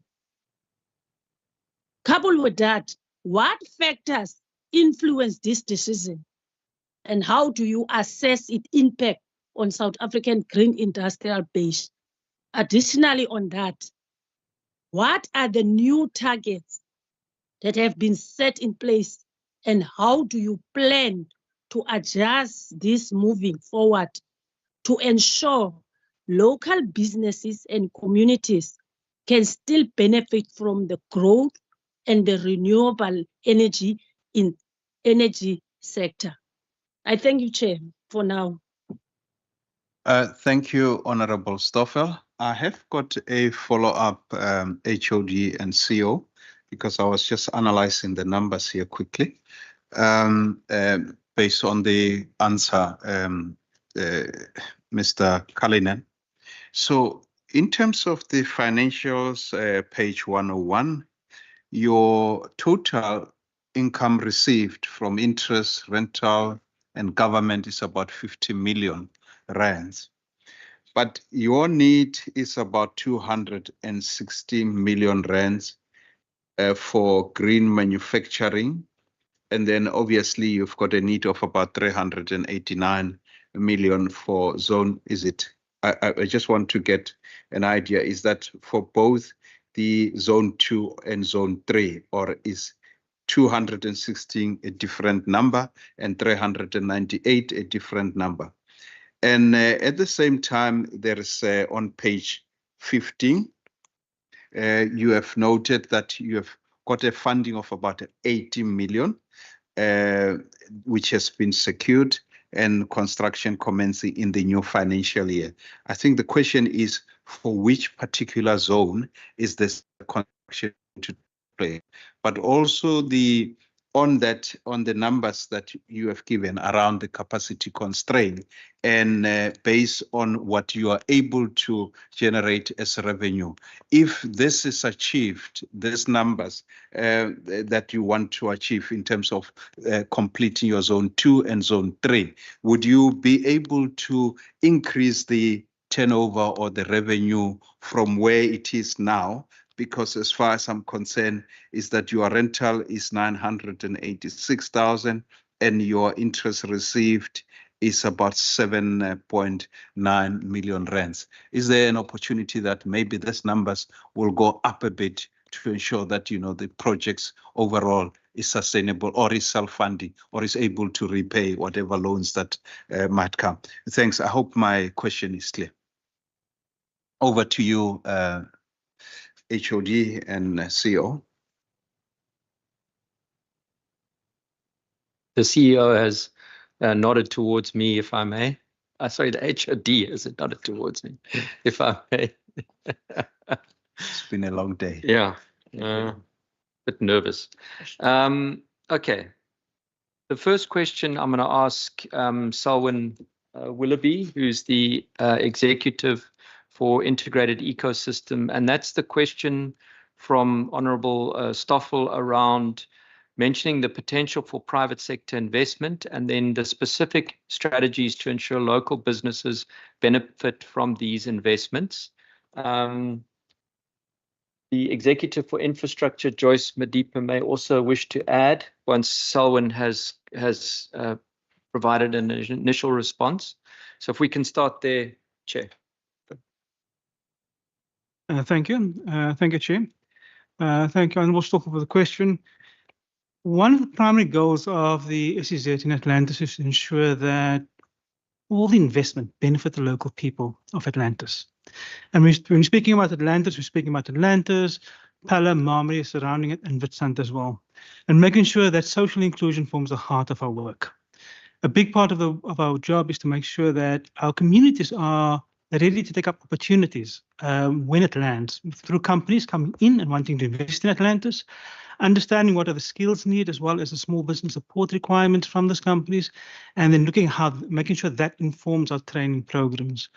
Also, we're working very much closely with our internal teams on Zone 1, where we're supporting small contractors, small businesses, to be able to engage and participate in the construction of the civil infrastructure on Zone 1. Just to take a step back on our SMME program, we're focusing very much on looking at the incubation, what's required for SMMEs to actively participate in the economy, and that is making sure there's issues around compliance, as well as then looking at how do we accelerate some SMMEs and provide market access. Our skills development program linked to that also focuses on, foundational requirements for our local communities to participate. Here we're looking at digital skills as one example, where we're looking at how do we make sure our local communities can participate in the new job opportunities that present itself, making sure people understand how to use technology, but very importantly, also focusing on vocational skills such as welding, where we supported the certification of welders. As we know, Atlantis has got a history of manufacturing. There's a manufacturing history in the area, and here the approach is to make sure that the people are equipped with the necessary certification, and that basically opens up opportunities as well.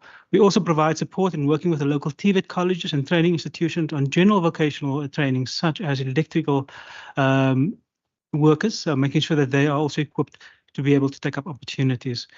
As mentioned earlier, at the ACZ, we can't do this by ourselves. We work in partnership with a range of partners.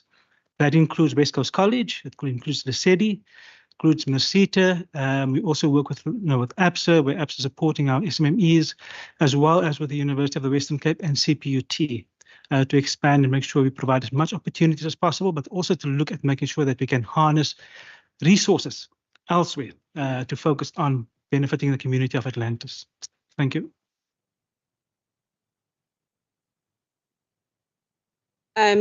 Also to provide specifics on the opportunities that we provide for local businesses. When we do construction, we ensure that at a minimum 30% of the contract value is awarded to local contractors, and those would be mostly SMEs. Specifically on Zone 1, we currently have awarded subcontracting work to the value of 32% of the main contract value. And we've also just awarded a subcontracting work to a local SME for the other project, which is, we call it an EGL building, which is an upgrading of one of our facilities.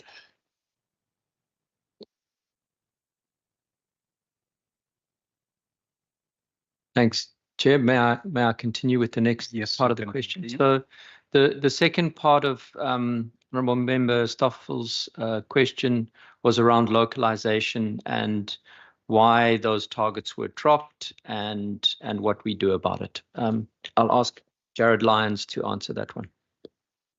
Thank you, Chair. Thank you, HOD. Thank you, CEO. Honourable Member, this starts in 2016 on a very positive note when Moody's had ranked South Africa as the largest growing green economy in the world. And that was off the back of a very successful renewable energy independent power producer procurement program. The program was stifled in around 2019 to about 2022, perhaps 2018 to 2022, in that procurement of large-scale renewable energy had decelerated significantly. In fact, there was no procurement at the national level for renewables. We then entered into load shedding towards severe load shedding towards 2022. And His Excellency the President had no choice but to lift the localization requirements on the public procurement process as to accelerate the installations of renewable energy onto the grid as fast as possible. The local content regulations required that much of the technology implemented in those energy projects would be sourced locally, and we as a country didn't have significant capacity to meet the incredible demand that was brought about during those load shedding years. So there was no choice but to lift those localization content or local content rules and regulations. And that was, again, the reason that catalyzed, obviously, the lifting of these local content rules. Yeah, I don't want to belabor the point, but I think I've answered the question.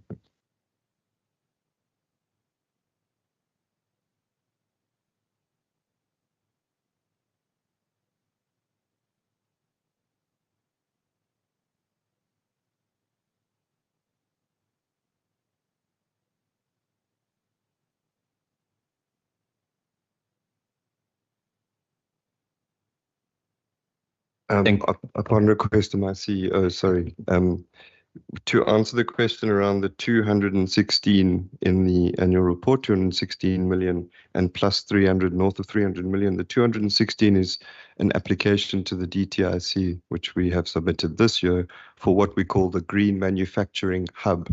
So it is an installation, a top structure, a building, which will find itself located in Zone 1 of the SEZ. And the 300 million alluded to in the report is the, almost 400, is the requirement to service Zones 2 and Zones 3 in the SEZ.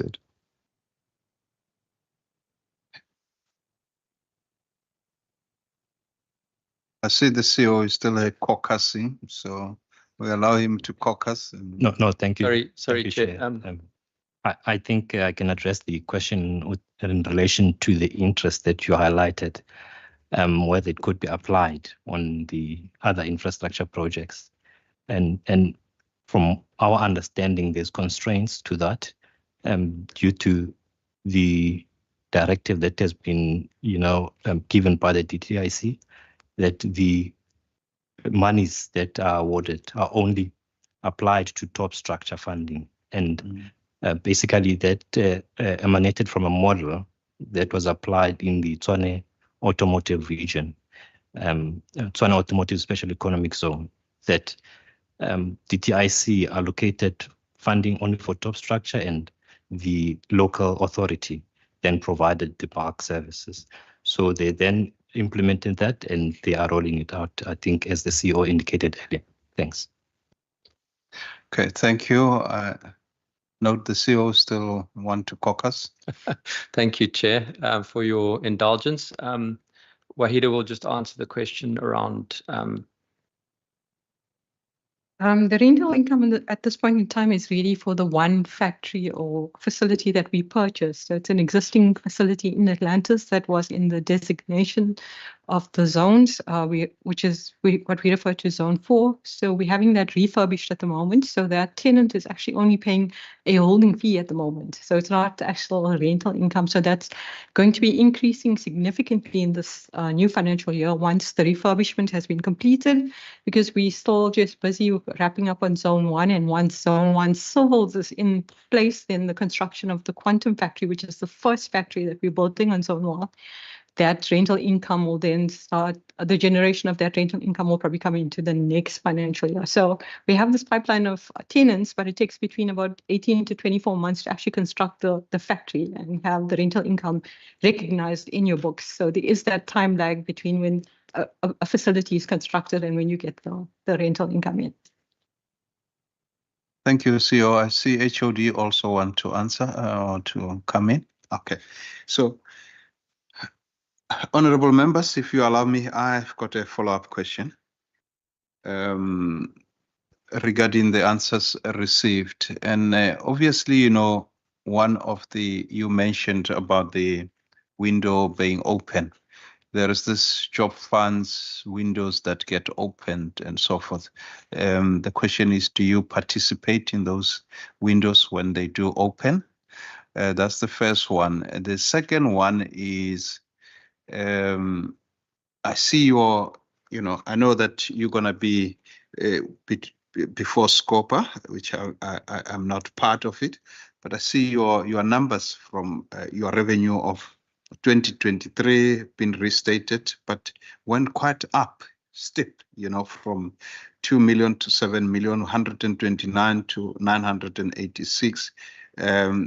But then what happened is that the subsidy obviously dropped dramatically, from 137 million to 41 million, those kind of numbers for me, they don't really add up. And on page 39, when I look at your journey, it's a very, very interesting journey. But really, I think the big question is, do you find yourself as an institution that you could come to a time when you are able to go to the bond market and be able to fund yourself and move out of the city dependency as such? I'm just talking based on these numbers, that if there's suddenly a total withdrawal, because we're sitting with that reality that funding is becoming a problem, and a big problem right now. Yeah, thank you, HOD. Thanks. I'll ask Wahida to just explain those figures to start off with, and then we'll come back to the self-funding question or loan question. Yes, it looks a bit strange because we just got going with construction on zone 1. So all the funding that we received in the previous financial year, we had to go through a procurement process to appoint a contractor to get on site before we start construction. And then the way that the accounting works again is, as you spend the funding, then you get to recognize the matching revenue in your books. So once that project is completed, then there's no more funding to construct anything further until we get additional capex for future balls.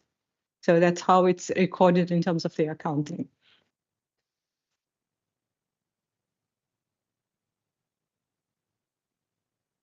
I think I'm not really answered. So what you are saying is that there's going to be restatement on 2024 like you have done with 2023. Is that, I'm talking now page 101. Page 101 was the restatement really had to do with the reclassification of a MERS-HETA grant versus the DDAT grant. It was really a small amount. I think if you go into the financial statements, you'll see there's a disclosure note that makes reference to about 100,000 reclassification between the two grants. We will be visiting, so we'll engage a bit more on that. An opportunity for bond market?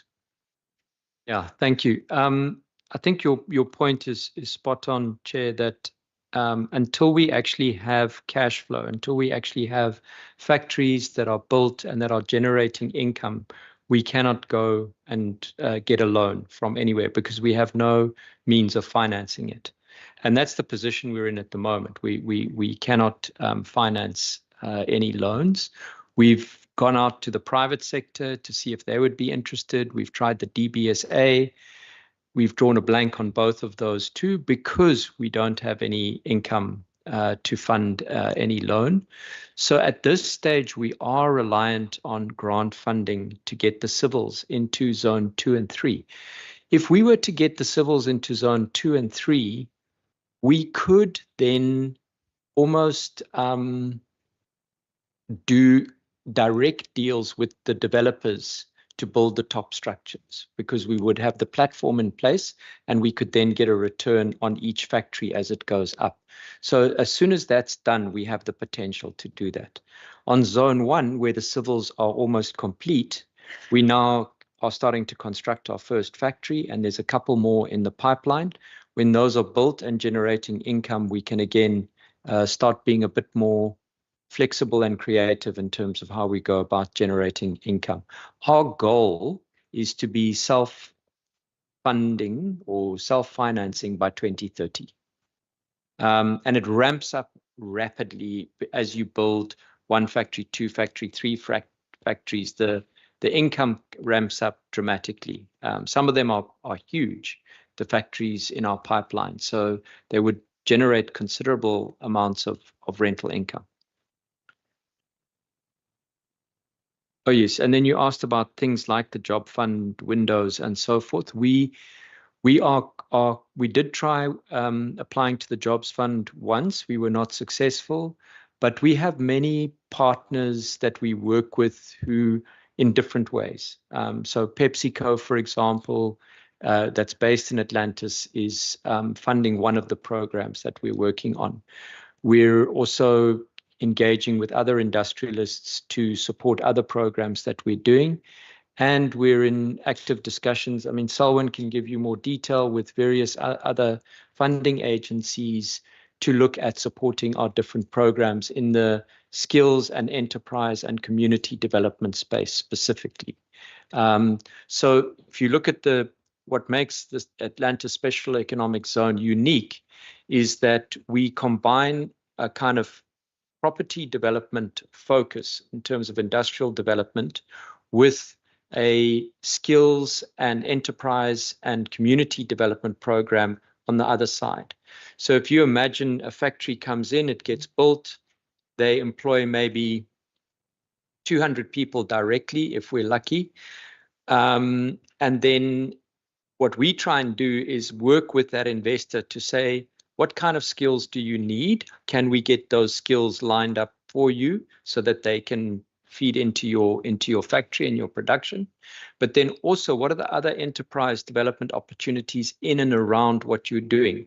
Do you need certain types of suppliers? Do you need certain types of people to support you, transport, logistics, and other things like that? So we're looking to multiply the impact of each investment through our skills, enterprise, and community development programs. And to some degree, those programs may generate as many, if not a lot more jobs than the direct investment or direct jobs in the zone itself. So it is, I think, a model that a lot of people are really like, that they're very supportive of, and we have a growing interest in working with us and supporting what we do. I don't know if you want to add anything, Simon. Thank you. Yeah, just to say, we're diversifying the funding sources, making sure that we bring the private sector on board as well in providing support. So we've applied to the Booster Fund. We've got some funding from the Booster Fund. We're working with MISIT as public agencies as well, but very much looking at philanthropic funding as well as private sector funding, specifically supporting, digital skills going forward. And there's a big appetite from the private sector to support skills development in Atlantis. Thank you, HOD and the CEO. Honorable members, I think we have exhausted. Part B. Oh, Honorable Stoffel. Thank you, Chair. Chair, I've noted you don't really look at it online. My hand was up for a follow-up question. But if you can allow me, Chair. Chair, in terms of my second question, it was been answered in terms of the dropping of the localization target, but the second part was not been answered, whereby I ask, what are the new targets that have been set in place, and how do you plan to adjust this moving forward? So that question was not been answered, Chairperson. Noted. Thank you. I think they have received the question. Honorable Bryant. Thanks, Chair. I think it's just maybe in closing from my side. It's on page 45. With regards to the breakdown of the private sector rooftop solar PV. If one looks at the national stat over the past 2 years, it's doubled in terms of the uptake. Western Cape, it's quadrupled. As much as we are in a phase now where load shedding has dissipated to an extent, and we're probably not going to see much of it in the coming months, it's still no reason for us not to continue aggressively rolling out the rooftop solar projects. And I just hope that some of that momentum isn't lost because of the fact that people aren't as paranoid about losing power and therefore installing as much rooftop solar as possible, because it is the way forward if we ever are going to move away from coal. So anyway, it's more of a statement, but thanks, Chair. Thank you, Honorable Bryant. Honorable members, last round of questions. Are you all covered? Are you covered, Honorable Brinkhays? Are you covered, Honorable Stoffel? I've got a last question from part A. No, from part B. We are in part B now. Part B, okay. Yeah. We go into part D once we're done here. So over to HOD. 2 short, sweet questions. Yes, Honourable Member Stoffels, the issue around the localization and the target set and when it's going to be re-established. This is a national policy that we were benefiting from insofar that we set up the Freeport, and it was really around if we were going to be building all this renewable energy, we will need to do local manufacturing, and that's what the target set, but it's a national policy. And it was essentially the national government, in particular the president, that removed the targets, and we are still waiting for them to reinstate it. I think in light of sort of the GNU, there's obviously just a revision or a relook at the various master plans, and we're expecting within the next, I don't know, short while, that if there is going to be a reinstatement of the targets, the localization targets, it will be set by the president and also DTIC. So this is a national, not a provincial policy, honourable member. The second, which is I agree with you around the fact that the Western Cape has had a hell of a lot more of acceleration around the uptake of solar panels. The good thing is all our municipalities have feed-in tariff structures and frameworks. And so it's not that you have now invested all this money in solar panels and are just sitting on your roof.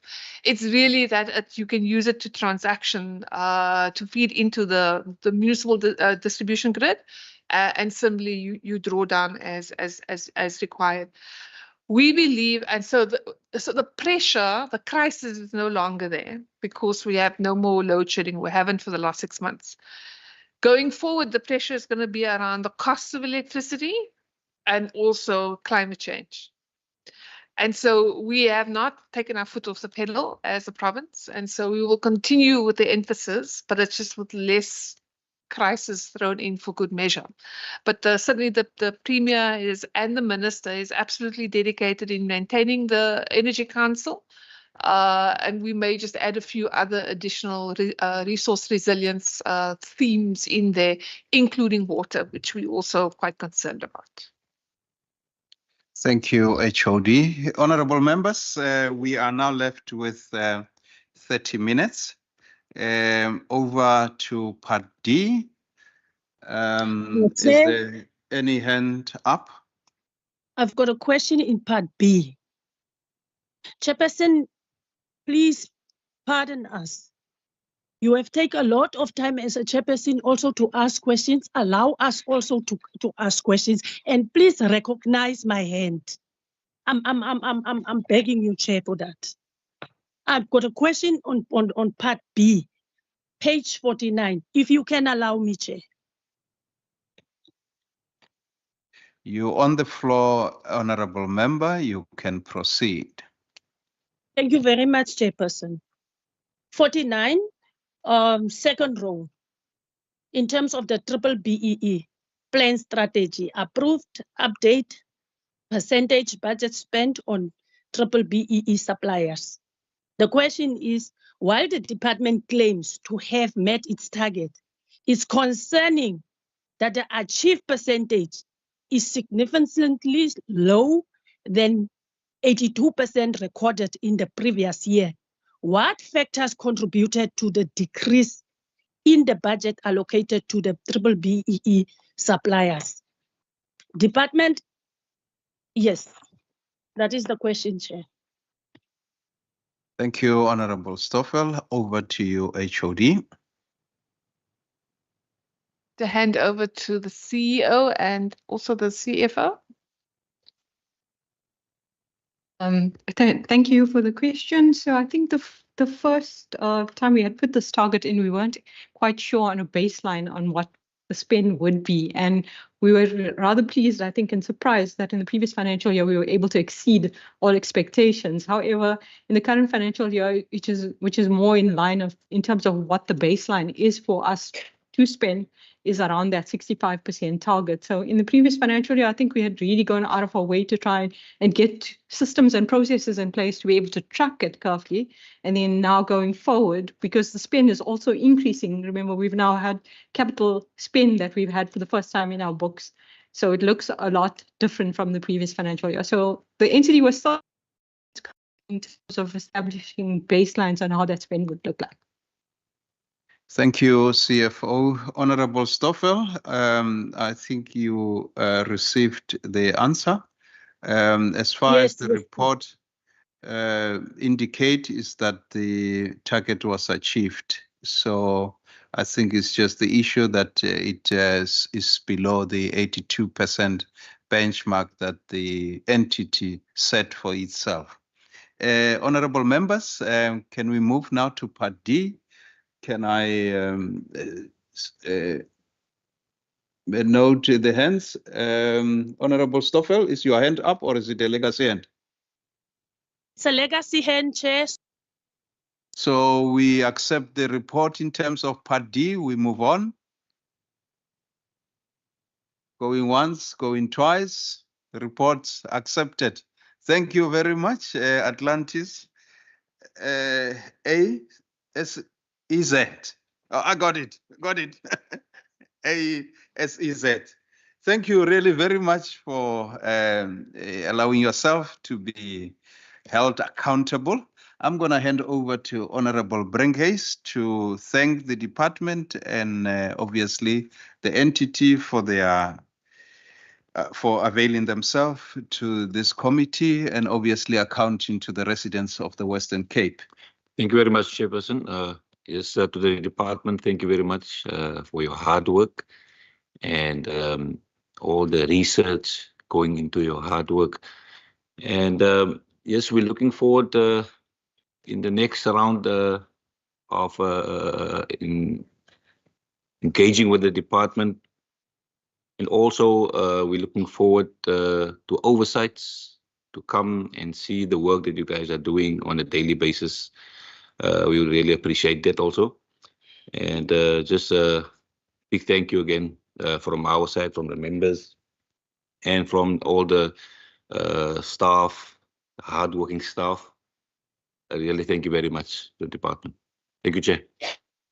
Closing remarks from the HOD and the CEO.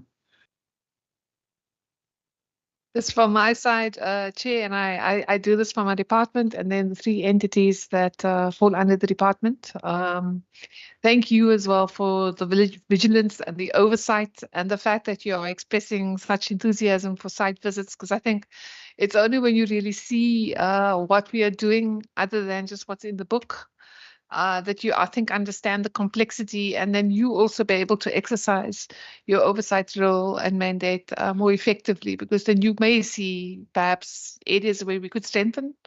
And we believe that the collaboration, you have to play your oversight role, yes, but I think we value the inputs that were provided by the committee. So thank you very much for your own vigilance. Thanks, Chair and honourable members.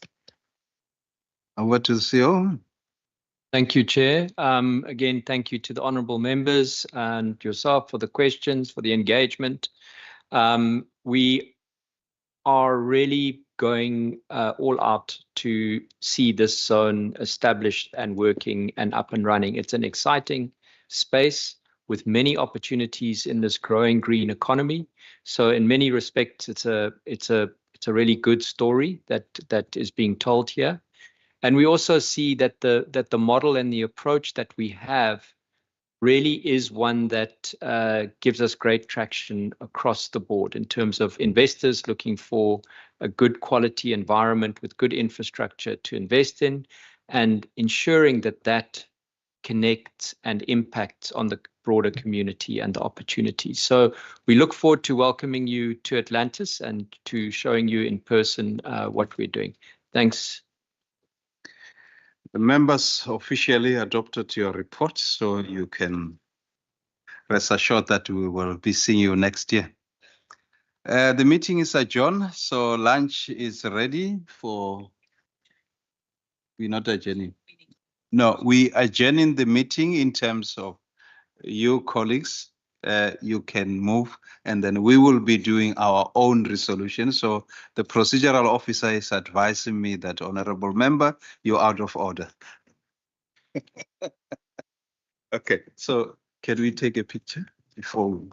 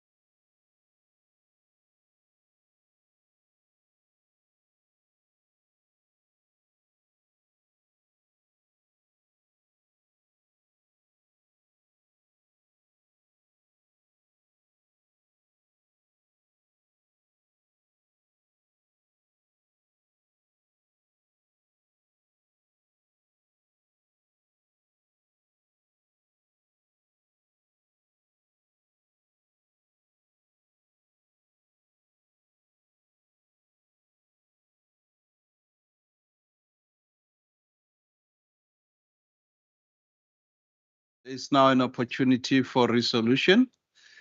Any resolution from members? Honorable Brenghuis. Thank you very much, Chair. Chair, in the last term, the committee has gone for oversight to the Cape Town port. In terms of resolutions, I would suggest that we go do a follow-up and see how far they have progressed in terms of the challenges that they are facing at the port. I know one of the challenges that were discussed with the committee the last term regarding the port is the weather conditions and how it has affected the work at the port, and also the infrastructure and readiness to get the volume up in terms of handling goods coming in to the port and exports going out. So I would suggest that we do a follow-up to the port and see how their readiness is for the upcoming years to come. Thank you. Honorable members, the resolution put forward is that we do an oversight at the port just to ensure that we conduct a proper oversight to understand the readiness to deal with the export and the import. I think this resolution augurs well with the committee to engage thoroughly with the ports. Honorable Bryant, any resolution from your side? None? Honorable Stoffel, I see your hand up. Yes, Chair. I think, Chair, in terms of the township economy, the minister or the MEC have mentioned this morning that township economy is one of the aspects that is very close to his heart, and they already have gathered and sit around this matter. I would love if the committee can also take a resolution in terms of if they've got a strategy to bring that strategy to the committee so that we can know what is there in place for township economy. Okay. Thank you, Honorable Stoffel. Would you think that we should ask in writing to provide us in writing the strategy around the township economy? It's vice versa. It doesn't matter, Chairperson, as long there is a strategy that is being presented to us, whether it's in writing or whether it's physical, to me, it doesn't matter. Okay. Thank you, Honorable Stoffel. So the resolution will be noted that we will request the Minister to supply the committee with a written strategy regarding the township economy. Thank you very much. Honorable members, any other hand? None going once, Yes. going twice? Yes, Oh. yes, Chair. And then also, maybe it will be proper for us to have an oversight visit to all three of these entities, because it's very difficult to talk about something you never seen, you never know. So it's just proper for me for the committee to have a visit to oversight visit to this. Others might already have an oversight visit, but Tina, as new people who is alternate of these committees, and in the absence of the member of the committee, you have to participate as an alternate, but you participate in a very difficult environment, because you have never seen this place, you don't know how these people is operating. So, Chair, that is for the committee to decide. Thanks, Chair. Honorable member, I think that I don't want to say it's out of order, but Honorable member, when you are an alternate in the committee, you engage with your permanent member regarding matters that pertain to the committee. And also what is important is that when you are an alternate, if oversight visits are organized, obviously permanent members will be the one that will be attending to those oversight visits. However, it doesn't stop you from conducting your oversight visit as a member of parliament. You are allowed to conduct an oversight visit. Just on the request regarding going to an oversight, we have in our plan to conduct oversight visit to both Saldanha and Atlantis. No, I don't want to go there, but Atlantis, yeah, let's just call it Atlantis. Yeah, Thanks, honorable members. That concludes the meeting of the day. Meeting is adjourned. Meeting Thank you, is adjourned. Chairperson, for very effective chairpersoning today. You were brilliant. Thanks, Chair. Thank you, members. Bye-bye. You're not having something, Jane?